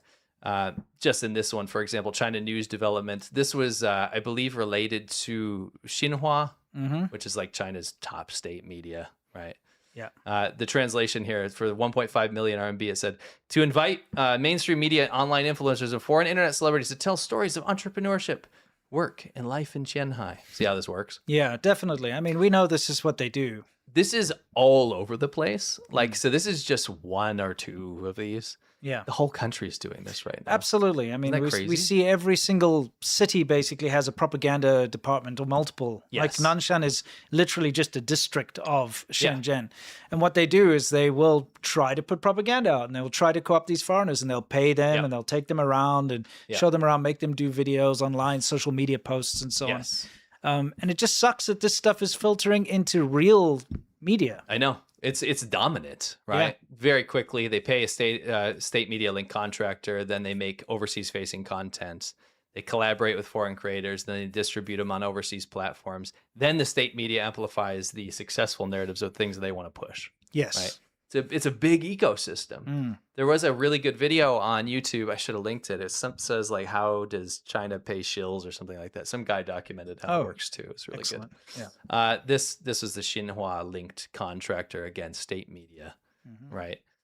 We don't have to go through all of this, but I just want to show you that this does exist. I did want to show this. It was interesting. His popularity absolutely exploded almost overnight. Yeah. In fact, there was Billy videos, and I should have included these, but Billy's kind of like China's YouTube, about how he's amassed 30,000 followers in a day, or something Yeah, like that type of that. thing, yeah. It's like, it was crazy. Well, look, that's how another popular he got. I told you this is a pipeline. It's for the Baiholzer, the white Mm. monkeys. When they want to become popular, they do these things. China's amazing. China's so safe. Oh, look, I don't know how to use. Yeah, like that chopsticks. can organically be popular. And then the thing is, they get this incentive to do it because there's two kinds of incentive that you get to be a white monkey. Number one is the government actually pays you to do it. Yeah, for sure. Number And two, it does happen. Yeah, of course it happened. We know we've just got proof. just saw the Yeah, bounties. exactly.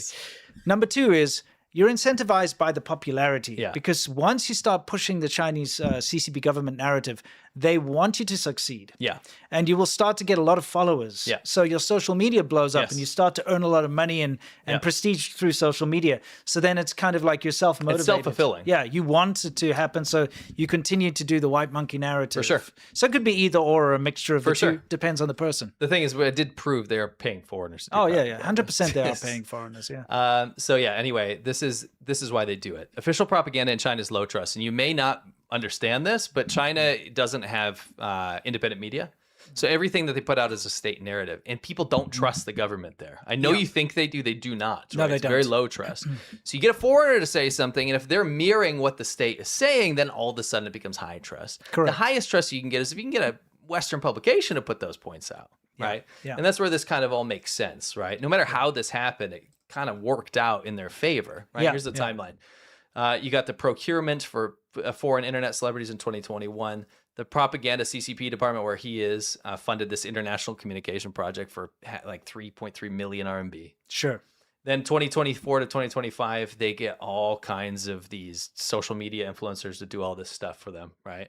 Then in April 21st, 2026, Nanshan Shenzhen said, hey, we're teaming up with Brad. Can you do this 100 RMB a day? And it fits in with the mandates from the CCP narrative of how cheap it is to live in China, right?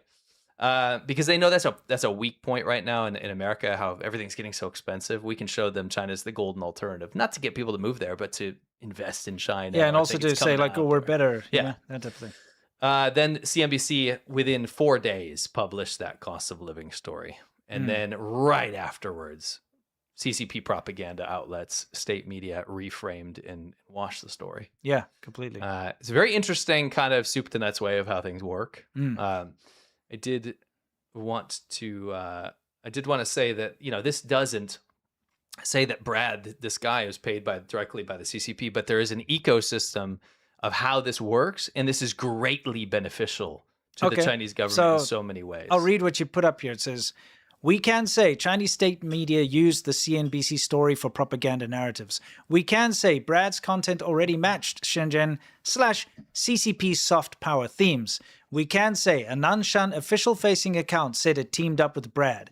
We can say Nanshan CCP propaganda department funded overseas social media and external propaganda infrastructure. We can say Shenzhen government procurement records show paid campaigns using foreign internet celebrities. We cannot say, based on public evidence, Brad was directly paid by the CCP. So you make up your mind. Yeah, that's up to you to decide. Yes. Correct. You know. The final takeaway here, just so we can get through this, is the perfect propaganda asset was this article, especially for back in China, right? It's an American subject. You got a family man. You can talk about how gun violence is bad. You can use this to they can write articles for years now. Yes. Like propaganda, and cite this as a white guy said China's good, and they can run with anything they want to say now. Yeah. You know, it's like it's like they always use that Harvard study that 97% of so because it's a foreign thing. Yes.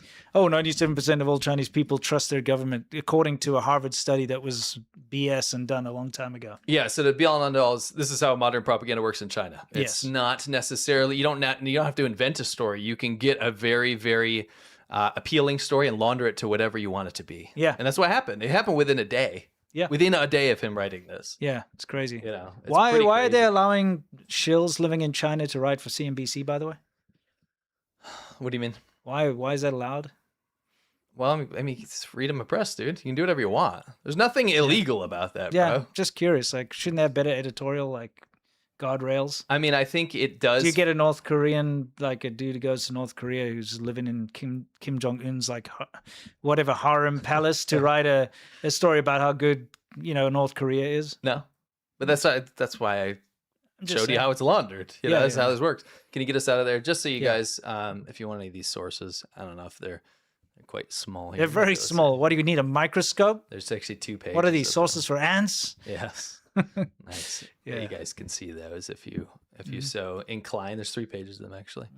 But yeah, we thought it was kind of interesting, and I think it's kind of necessary to show you guys how this works because it's so prevalent now. Sure.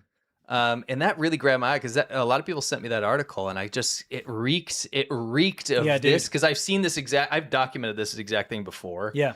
But we never put it on the show. We've talked about this before because usually it doesn't work. Like, you know, remember we showed that dumbass who was going around in the hospitals or whatever, and like, as an American, you know, here in the hospitals they're so convenient and whatever. Yes. That didn't take off because he's a knob, right? Okay, people look at him and he's like, I'm not going to listen to this tosser. Yeah. Okay, but you get like countless of these guys trying to do the same narrative, and they'll even do the same thing. China's so safe at night, I can do this. And then another one tries, then another one tries.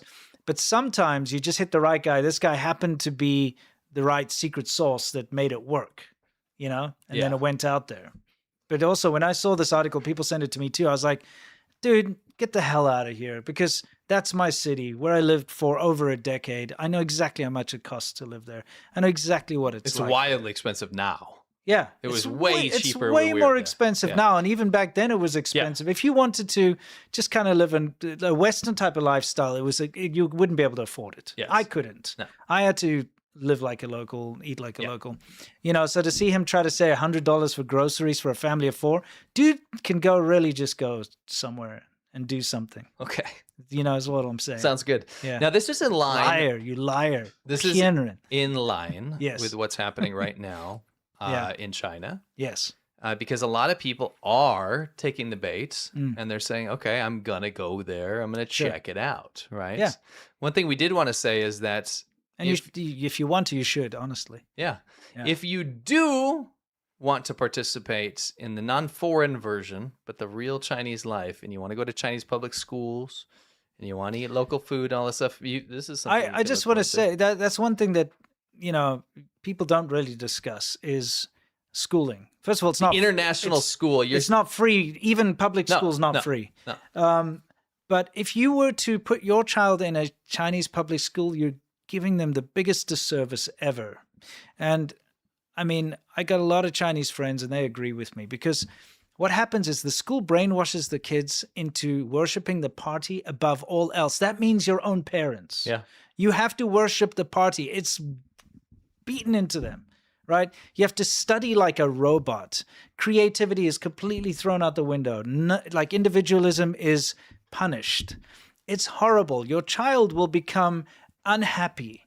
Your child will become like a study robot who's just constantly exhausted and has to study, and who has to worship the party and has to do that stupid thing with a red scarf and do the Chinese national anthem all the time and say Xi Jinping is amazing and all this kind of crap and that he's better than their own parents. Why would you want that for your kid? You wouldn't. And can I just cut to the chase here? Sure. You're addressing a non-issue. Nobody puts their kids in Chinese school. Yes. No one does. They put them in those incredibly International- expensive. That dude. There with goes his- your salary. Yeah, that dude's $3.5 grand salary. Bye. That's not even Shanghai. enough. Dude, that's not even enough. No, for a lot of these places. Yeah, no. because, I taught at some of those international schools. They charge exorbitant amounts of money for the parents. And it's because they can. Because you've got Hong Kongers and you've got, foreigners living there. And they, first of all, they just don't want their kids to go to public school. And in a lot of cases, they can't. Because your child needs to speak fluent Chinese in order to be in a public school.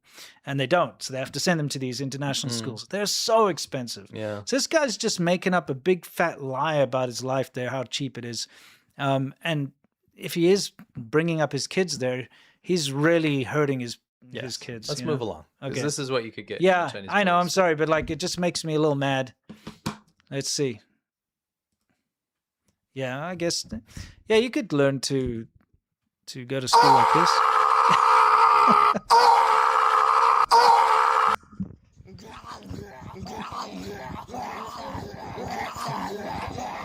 What's going on here, bro? Oh boy. This is how you learn. Yeah. This is an interesting method of learning they do in China where they make people basically shout out. No one's learning. Yeah, it's all about Put rote learning in air memorization, quotes, please. Yes, learning. Yeah. No one's learning. No, but you have to like shout out the formulas or shout out whatever Yeah. it is you're learning, and apparently you learn it that way. So the sentiment is mirrored. Our sentiment is mirrored. This journalist from Japan. Japan wrote this article. It's really good. I'm leaving China after 8 years. Suspicion of outsiders is rising, and that Yes. corroborates. I mean, 100%. it's bad right now. But what happened was interesting. Yeah, I'd like to just quickly, before we even talk about these guys. So she basically wrote about how she sat in a taxi and she was like, wow, it's so cool because there's a new BYD. And she was like, oh, that's so cool. Like, what is that on the screen? And because the taxi driver realized that she wasn't Chinese because she's Japanese, he said, that's a national secret I can't tell you. State secret. Yeah. That type of thing. Yeah. Especially if you're Japanese right now, man, but all foreigners in general, this whole idea of foreigners being spies has really ramped up recently. Yeah. There's been a lot of propaganda out there. Watch out for foreign spies. Yeah. And people are being reported for like nothing. Like Yeah. people trying to take a photo of like Yeah. a mountain or something and they're like, are you a spy? And the Yeah. police are called. It's a It's thing that now. kind of thing. Yeah. So she wrote an article about how she left after 8 years in China and how things are getting worse for foreigners, basically. But it was the response that was more interesting because you had almost immediately, as you can see over here, the propagandists that work for China attacking her all at the same time. And that always tells me that this has hit a sore spot, you know? Yeah, it was like clockwork. It was. If you take a look, what we've got here is a very well-known people like Li Jingjing, who works for state media, She's a CCP. She's a CCP Communist Party official and a propagandist and a wrangler. She basically organized for her son Piker, you know, Aisha Speed, all of those people meet with her. She's like big when it comes to recruiting and guiding foreign white monkeys and shills. Yeah, I don't know if I supposed to be met with her, but those type of people. Yeah, she definitely was involved in all of that. Okay. She was with her son Piker. Yeah. Dog shocker dude. You've got Flat Cat McDonald's. You've got Chen Wei Hua, who's a CCP official. Yeah. You've got Sean Rain, who's a big shill. You got, all these people. It was interesting to see that because it was like clockwork, like I said. And this woman didn't write anything at all offensive. She was very nice. If you read the article, it was too diplomatic. Yeah, she was even like, yes, Japan does have. There's a reason why people should hate Japan because of what they did during World War II. It was she was very super diplomatic. Very nice. Yeah, so diplomatic. Yeah. And you have a laundry list here of basically people coming after her. And that shows you that this was probably coordinated. I mean, look, they're even using the same wording. Look at that. Like famous Chinese lyrics. When friends come, we welcome them with good liquor. When jackals come, we greet them with our hunting rifle. Literally, 如果你是朋友，我们喝好酒. That's a actual quote in China. And if you look down there, Li Jingjing said the exact same quote as that Carl Jia wanker. I mean, is this not a bit of a threat too? It's like, we will what? Meet you with our hunting rifle. Yeah. I mean, is that how you're welcome? Like, this is that sort of a point for the CCP that you're telling this Japanese woman you're going to meet her with a hunting rifle? Basically threatening to end her. This is just because she wrote an article about how it's becoming less welcoming for foreigners and there's more suspicion. Do you know why? Because the top levels of propaganda, as we saw in that PowerPoint, are saying that China's cheap, it's safe, and it's welcoming. And if you say anything against that, that's going against their top level points right now. Also, one thing you'll notice is that anybody who's connected to the CCP turns out to be very low class, very vulgar. Very vulgar these days. Look at Sean Rain. He's this douche, like kind of an investor type guy or whatever he is. And he's like, he says this thing about like, but I'm friendly, not a lying bitch. So what? That's like, why? So unprofessional. Well, I mean, so is telling people you're going to meet them with a hunting rifle. I know. Actual CCP officials saying that. You know what I mean? That's really messed up. It's really messed up. That's not a good look. No. So that article obviously was very true, and my experiences and yours too mirror her experiences. China has become hundreds of them. Yes, has become far less friendly towards foreigners. Suspicion of foreigners has raised up exponentially. On purpose. Yes, by design. Mm-hmm. So trying to have their cake and eat it too. You can tell when there's a propaganda directive, because look at how all of these people responded. People like this, who's upholding Xi Jinping thought. This was another person who attacked her as well. And you can see the kind of language they use. It's always very crass. It's like, shut up, you annoying bundle of sticks, or British word for a cigarette. You know, that type of thing. Yeah, in reply to a Tibetan thing. And this is a upholding Xi Jinping thought account. Yes, yeah. I mean, like, bro. You know? Yeah. And we just want to show you some examples of what's been going on when foreigners do go to China. Yes. Let's have a look. So what you've got here is a Vietnamese woman in a taxi in China. And the taxi driver asked her, is China good? 还行。比你们国家好吧？你们是哪里的？我是越南人。越南的。那你们国家不行，你们国家太小了。不行. Isn't it weird? I was like, okay, what do you think about China? Now, first of all, it's very weird for her to say 还行, which just means it's okay. Basically, she's honest. Yeah, she's being honest. But I mean, like, it's okay. That's weird. Most people wouldn't be honest like that. They'd be like, "Oh, it's great." I like that she was honest. Yeah, it's okay. So then he immediately says, "But it's better than your country, isn't it?" My favorite thing is 你的国家太小了. Do you know how many times I heard that? Yeah. It is the kind of like uneducated response to like, this country is bad because it's so little. But it's so small. My favorite part is like, 那你们国家不行. Like your country's not okay. It's not okay. It's just useless. It's too small. It's useless. Yeah, your country's useless. It's too small. 太小。对。 She's like, what? 什么意思？你们国家面积太小了。太小不关心好不好？ It's not related. 太小也很好，太大也很好。没关系。念念也可以啊，念念可以。 What a conversation. 我们是大中国呀。我知道啊。I know. That's funny. She's like rolling her eyes at this dude. 大也好，小也好。 She's not giving up now. She's also being diplomatic. 不是小是不好。 Yeah. You know, it's interesting that because if you think about it, just because something's big doesn't mean it's better. Like a diamond is objectively better than a massive pile of dung. Yes. Okay, but you know, it's one's big, one's small. Yeah. You can't make that comparison. That is such a thing that you hear in China. Yeah, I know. Now, they say Japan's so small. yeah, it's so small. Ugh, Gosh. not good. Okay, cool. Let's take a look at this. This is Mount Paektu. Yep. Okay, the birthplace of Korean culture. China calls it Long White Mountain, Cheongbaishan. And this footage I filmed myself. Yeah. What's going on behind us here? A lot of selfies, because that's what you do when you're a Chinese tourist and you come to a tourist destination. Yes, that's it. It's all about coming here, taking a selfie, and then buggering off as quickly as possible. Did you hear them speaking? They're like, 快点, 拍照, 回去, Thailand了. So we have to explain this. This is considered the birthplace of Korean culture. But Koreans can't visit, South Koreans can't visit it because half of it is in China, half of it's in North Korea. That's right. They can't go to North Korea. So the only way that a South Korean can visit the birthplace of their culture is to fly into China and then go to the Chinese side of it, which is what this guy did. So he's at the birthplace of Korean culture and he wants to fly his Korean flag. Let's see what happens to the guy. Makes sense, right? Yeah. Can't do that in China. Nope. I mean, not allowed. 你的国家不行. Yeah, 太小了. No, so basically what you can see in this pixelated mess in the background is great pause. Yeah, sorry, it's just yeah. This poor guy's flag was torn away from him because in China they don't allow you to fly a flag. You can't. You cannot. Because they're so afraid of flags. Yeah.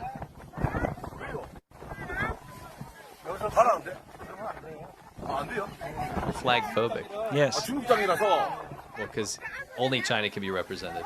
Yeah. 중국이 빡세네. Hat. Black 아, 그래요? Yeah. It's so bad. It's pretty bad.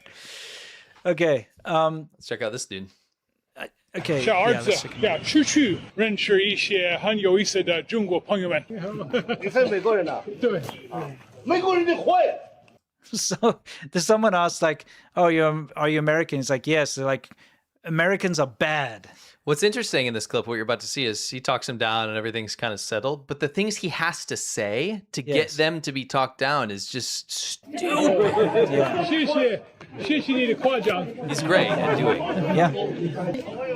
美国人民不坏，他们不坏。哦，谢谢你。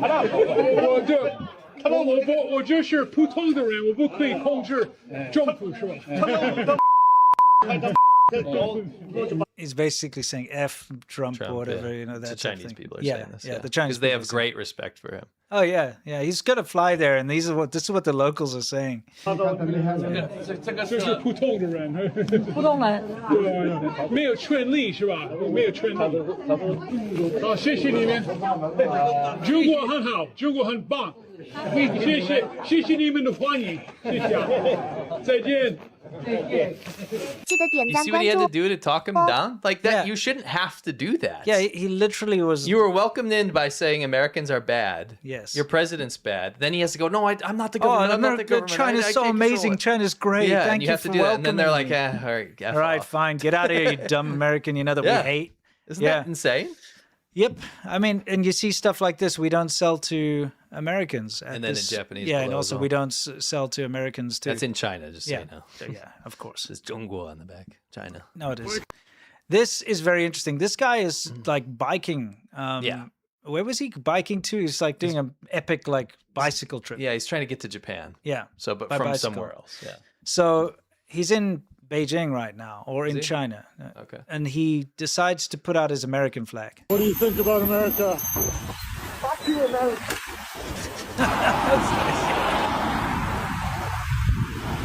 Good morning, kittens. We're in the final push. Waking from Beijing down to the coast. Got like 2 weeks left, maybe 3 weeks left before we get to Japan. Doing an experiment, seeing how the Chinese react to the American flag. James said it would be okay.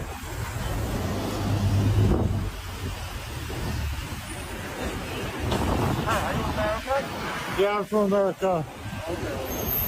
What do you think about America? Fuck you, America. okay. I was uncut, baby. It's like we just put that flag up a minute ago. That guy does not care for it. It's your country. My country. America. Biking to Japan. Yeah. The police pulled him over. Yeah, the police stopped him. Where do you want to go? Today to Tianjin. Today to Tianjin. Yeah. Buy back. Yes. Is it a problem? No. It's not a problem, or it's not okay? It's not okay. Not okay. It's not You want me okay. to take it down? Take down? Finish? Yes. If you wish, can take this down. Yeah. It's, if you want me to, I will. Yeah. Yeah. Okay. Could you take a video of me? Okay. Is it? When it comes down like this. He was questioned by police for 2 hours. Yeah. Putting his own flag up because he's doing an international bike trip. Yes. Just a quick reminder for those of you who think that China is some kind of a free place. The Korean goes to the birthplace of Korean culture, Yes. puts his Korean flag up, it gets stolen from him. Yes. He's lucky. Who knows if the police were called later? You don't Yeah. know, right? The guy who took it from him is like an official Communist Party dude Probably. who works there, right? Yeah. At least helping him out. Yeah, exactly. This guy put his flag up for like 2 minutes in Beijing. Got a dude who told him like F Americans, okay? And then the police stopped him, but told him he had to take his flag down and then questioned him for 2 hours because he flew his flag. Yes. need to stay here for... But yet, Chinese people abroad, like here in Shibuya in Japan, can run around obnoxiously with their Chinese flag with the idea that they're conquering someplace. Right? Yes. This is obnoxious. And it's obnoxious to me because what are you doing? Yeah. Okay? Yeah. Foreigners are not allowed to fly their flags within China, but Chinese people have this like the goal to go around and wave their flag around as if they've conquered places. Yeah. Which is very frustrating. Now, our documentaries were called Conquering Northern and Southern China, by Yes. the way. Just but throwing that out. But we actually conquered China. Yeah. We didn't saw wave it. our flags. We did not. Yes. In fact, what we did was represent China and show people the good things about it. Yes, exactly. Conquering can be good. Oh, yeah, but not in this way. So this is very heartwarming. Yeah. Okay. What you've got here is a group of American soldiers, okay, I believe they're Marines, stationed in Japan. Okay. Americans on top of Mount Fuji. So they've hiked to the top of Mount Fuji. And apparently there's a tradition that they always carry the host country's flag with them. Yes. Okay. It's kind of like a respect thing. Yes. So I they've like hiked. this. Yeah, I like it too. So they hiked to the top of Mount Fuji. And then you've got this dumbass tourist comes here and starts waving the Chinese flag on the top of Mount Fuji. Whatever. He can do whatever he wants. Right. I say no, because if I'm not allowed to fly my flag Sure. in China, they shouldn't be allowed to fly their Logically, flag yes. in my country. Logically, yes. Yes. I'm just saying they can legally do Yeah, this. I'm saying from a moral standpoint, yes. no. Yeah. If this guy wants to fly his flag, tell him to go to his government and say, let Change that foreigners law. fly Yeah. flags here Correct. first. Correct. You know, Yeah. it's just not correct. So he's doing that. That whole like, oh, look, I conquered Japan by going to a tourist site. So this dude's American Marines. yeah. They're like, yo, no. And you think, oh, he's going to bust out an American flag? No. The American Marines took out the Japanese flag because they're in Japan. And that's By the very way, and good. if you hear the audio, he says, this one's better. It's like this. Go like, this Marines. one's Shout better. out to our Marines. 100%. Yes. Yeah. What do they say? Semper Fi, hoorah, all Yeah, that stuff. heck yeah, dude. Do it. Shout out to our Marines. Yeah, 100%. So, and you could see the guy with the Chinese flag just pieced out real quick. He was obviously felt very intimidated. Yes. Yeah. Oh, yeah. Let's Just wanna remind remind you everybody. again. Yeah. Don't forget, we won't do the whole spiel. Just don't forget, this is limited, guys. Zero AI. The best design you'll ever see. Hopefully not. I'm just saying. I think it's the best so today. far. Yeah. Yes. So check it out at thechinashow.threadless.com. Yes, for sure. Beyond the Great Firewall, we take you inside the Chinese internet. We translate what's going on because they don't want you to see it, right? Right now, there's an absolute hilarious thing going on right now. Yeah. China's got one of the biggest smoking rates in the world. Everyone smokes. In fact, more women are smoking now, which is crazy. But I think it's more than half of men smoke. It's a cult. It's a tradition. You hand cigarettes to people. It's just something you do. Right? Yes, of a certain generation, I'd say like 80% smoke. You know, like my parents-in-law generation. Yeah. You know, people in their 60s or so, they all smoke. Yes. Everyone does. Now, one of the best brands in China is called Zhonghua. She's got one here. And there was something going viral in the Chinese internet. Does this not tie into everything we've been saying? That's why I wanted to do suspicion of foreigners, the suspicion of spies, the hatred of Japan, all of that stuff. The shill articles. Yeah, it all ties in. Take a look. Today I bought a package of Zhonghua cigarettes. Let's try this out. So I bought it for 40 RMB. Opens it up. Let's open it up. Nothing here. Said that Zhonghua, this company is pretty secretive. Yeah, secretive, suspicious. Yeah. Suspicious, yeah.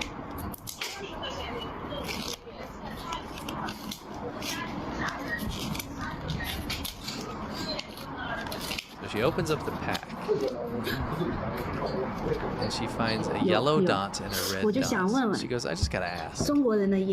Are Chinese cigarettes putting this symbol here? You don't think this is, you know, Chinese people are gonna be sensitive to this symbol? So literally on the packs of cigarettes, they've always had this. Well, at least when they went modern, they have it's basically a thing that a printer uses to show what colors. Yeah, it's like are on a calibration the package. mark, right? So you have red and you have yellow because the cigarette pack is red and entire yellow. pack is red and yellow. Yes. It's like red and gold. So you Yes. have those two little, like, it's like a color test, and it's also like an anti-counterfeit measure. Yes. So Chinese people went nuts online. They're saying it looks like the Japanese flag. And they were like, this is, by the way, a state company. Also, why are they ignoring the yellow dot? Yeah, they apparently That's don't right care next about to it. that. What kind of a flag's got a yellow and red? They're basically saying, Look at here. See look, this little part? There's a Japanese flag hidden in our cigarettes. The Japanese have infiltrated our tobacco company. Yes. They literally were saying That's how crazy China's They are getting. But so The Chinese paranoid. government's doing this to the people. Yeah. Right? They're amping this up. Right? By the way, she's in Shanghai as well, as you can see from the sign behind her. Most sophisticated city in China. Yeah. Right? Yeah. What on earth is going on with this woman?看抖音，无意中 I 看一， had a 我 large 家 carton 有 of 一个 Zhonghua 烟 at 盒， home. 我也打开看看。 I'll open it to have a look. 果然，中华里 Zhonghua 面也 cigarettes 有 also have this inside. 这个标记， Yeah. 大家看看， Everyone look. 这是啥意思呢？ What's all this about? 我在家收拾屋子的 I 时 was 候 cleaning my 收出来 home. 的烟盒，你 Found 看 this 中华 Zhonghua cigarette 隐 carton. 藏在 This 这 was 这个里 inside. 面，隐藏在这个地方。 Okay, so they're pointing this out. Then it got even crazier. You see People this- were like pulling out their cigarette packs, and this one said 9731, which is the unit that did. Unit 731 is that horrible unit of Japanese unit that was doing like experiments on people and stuff in China during the terrible times of World War II and the Nanjing Massacre era and all that type of stuff. So now they're like, look, it's got 731. Never mind the 9. Yes. But it's got 731. Now that's also connected to Japan somehow. It's like this tinfoil hat garbage all came out at the same time. It's crazy. So, It got so bad that they actually had to have the police come out and tell people. They're like, "Yo, this isn't that. Yes. There's nothing to do with Japan. This is like a anti-counterfeit measure. Yes. You know, so you know it's real. Stop spreading this idea online." Yeah, and he actually had to explain. Look at the two different colors, okay? It's red and it's yellow, or like gold or whatever, which is what the pack is. It's those colors. Yeah. That's why they are there. You know? It just shows you how deep the paranoia runs right now. It's by design. Why would you immediately think that's a Japanese flag, especially with the yellow dot next to it? I could understand if it was only a red dot, maybe. Maybe. I mean, maybe. I'm saying maybe if you've got a low IQ. Yeah. If you're mad dumb. Yeah, but if you expect that that's like Japanese infiltration. Well, what's the goal, by the way? Yeah. We're trolling. We are going to sneak a Japanese flag in here because we are a state Chinese CCP No, they're company? saying that the Japanese have that's what I'm infiltrated saying. their tobacco. That's what I'm saying. I don't know, to poison them or it something. doesn't make sense. No. It's not a Japanese company. No, it's not. It's stupid, dude. It just shows you. Oh, they're going to start. Bad things are going to start happening soon. I think so. All right. Quick one here. Oxford Union president-elect ousted for faking votes. Now, this is more important than you think. All right. So she apparently, through WeChat, organized all these fraudulent votes to get herself into power. Now, why is this important, okay? The Oxford Union hosts the most important debates, you know, when it comes to politics and it comes to, like, geopolitics. Do you have something on that? Yeah, so it's like basically all the important people that end up in very influential positions. I mean, Tony Blair, you know, like a lot of big names in politics have all been part of these debates. Yes. So theoretically, if you are a president at Oxford, this specific thing, right? Yes. A foreign entity could basically cultivate long-term ties with Western enterprises and so you could embed yourself in very high-level politics, but not only that, you will have sway over who gets invited and who doesn't get invited. You talk about. To these big, very important debates that literally change the course of politics around the world. So it makes sense that the CCP would want to install someone there. Not saying that they specifically did, but what I can tell you is that she organized through WeChat to fraudulently, she gave out membership cards to people that were not members to vote for her and other Chinese candidates. Okay. She got found out and she's been barred, which is great. But this is the kind of thing you got to watch out for. China is getting into all sorts of academic circles and many organizations around the world, important organizations like the WHO and what have you, the UN Human Rights Council, which they've got no business being a part of, that type of thing. They get in there so that they can change politics in favor of China. That's right. Anyway, she was caught, thankfully. Quick reminder, China's annual CO2 emissions compared to Germany and the United Kingdom and so on. Just so you know, the whole green move is a bunch of nonsense when China's supposed to be in green tech. They're burning more coal than anyone ever has in the history of the Earth combined. You know what I mean? It's insane. Just a quick reminder. We don't need to hop on about that. We got another worldview. That's interesting. So what happens here? Oh, another one. No, we're good. We're done. Deja vu. That's enough. Are you sure? That's enough. That's it? Except for this. Yes. I meant with worldview. Yes. Yeah. It's enough worldview. Okay, before we get into the Q&A section, guys, we've got a little sticker competition that we do every once in a while. Yep. We've got some new names on the wheel. Let's roll it. See who wins. Oh, it's gotten smaller. Yeah. Some new names. Oh, gotcha. The refresh edition. Woo! Susie Q. You're a winner. Congratulations. Congratulations. Somebody will reach out.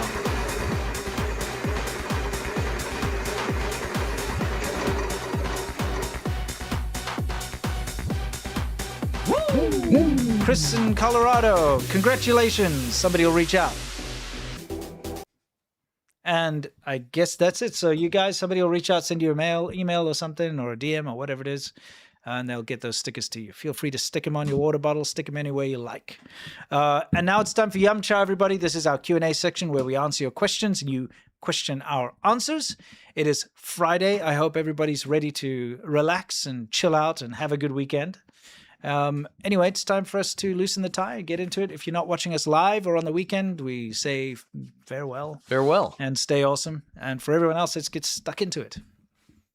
Choo choo.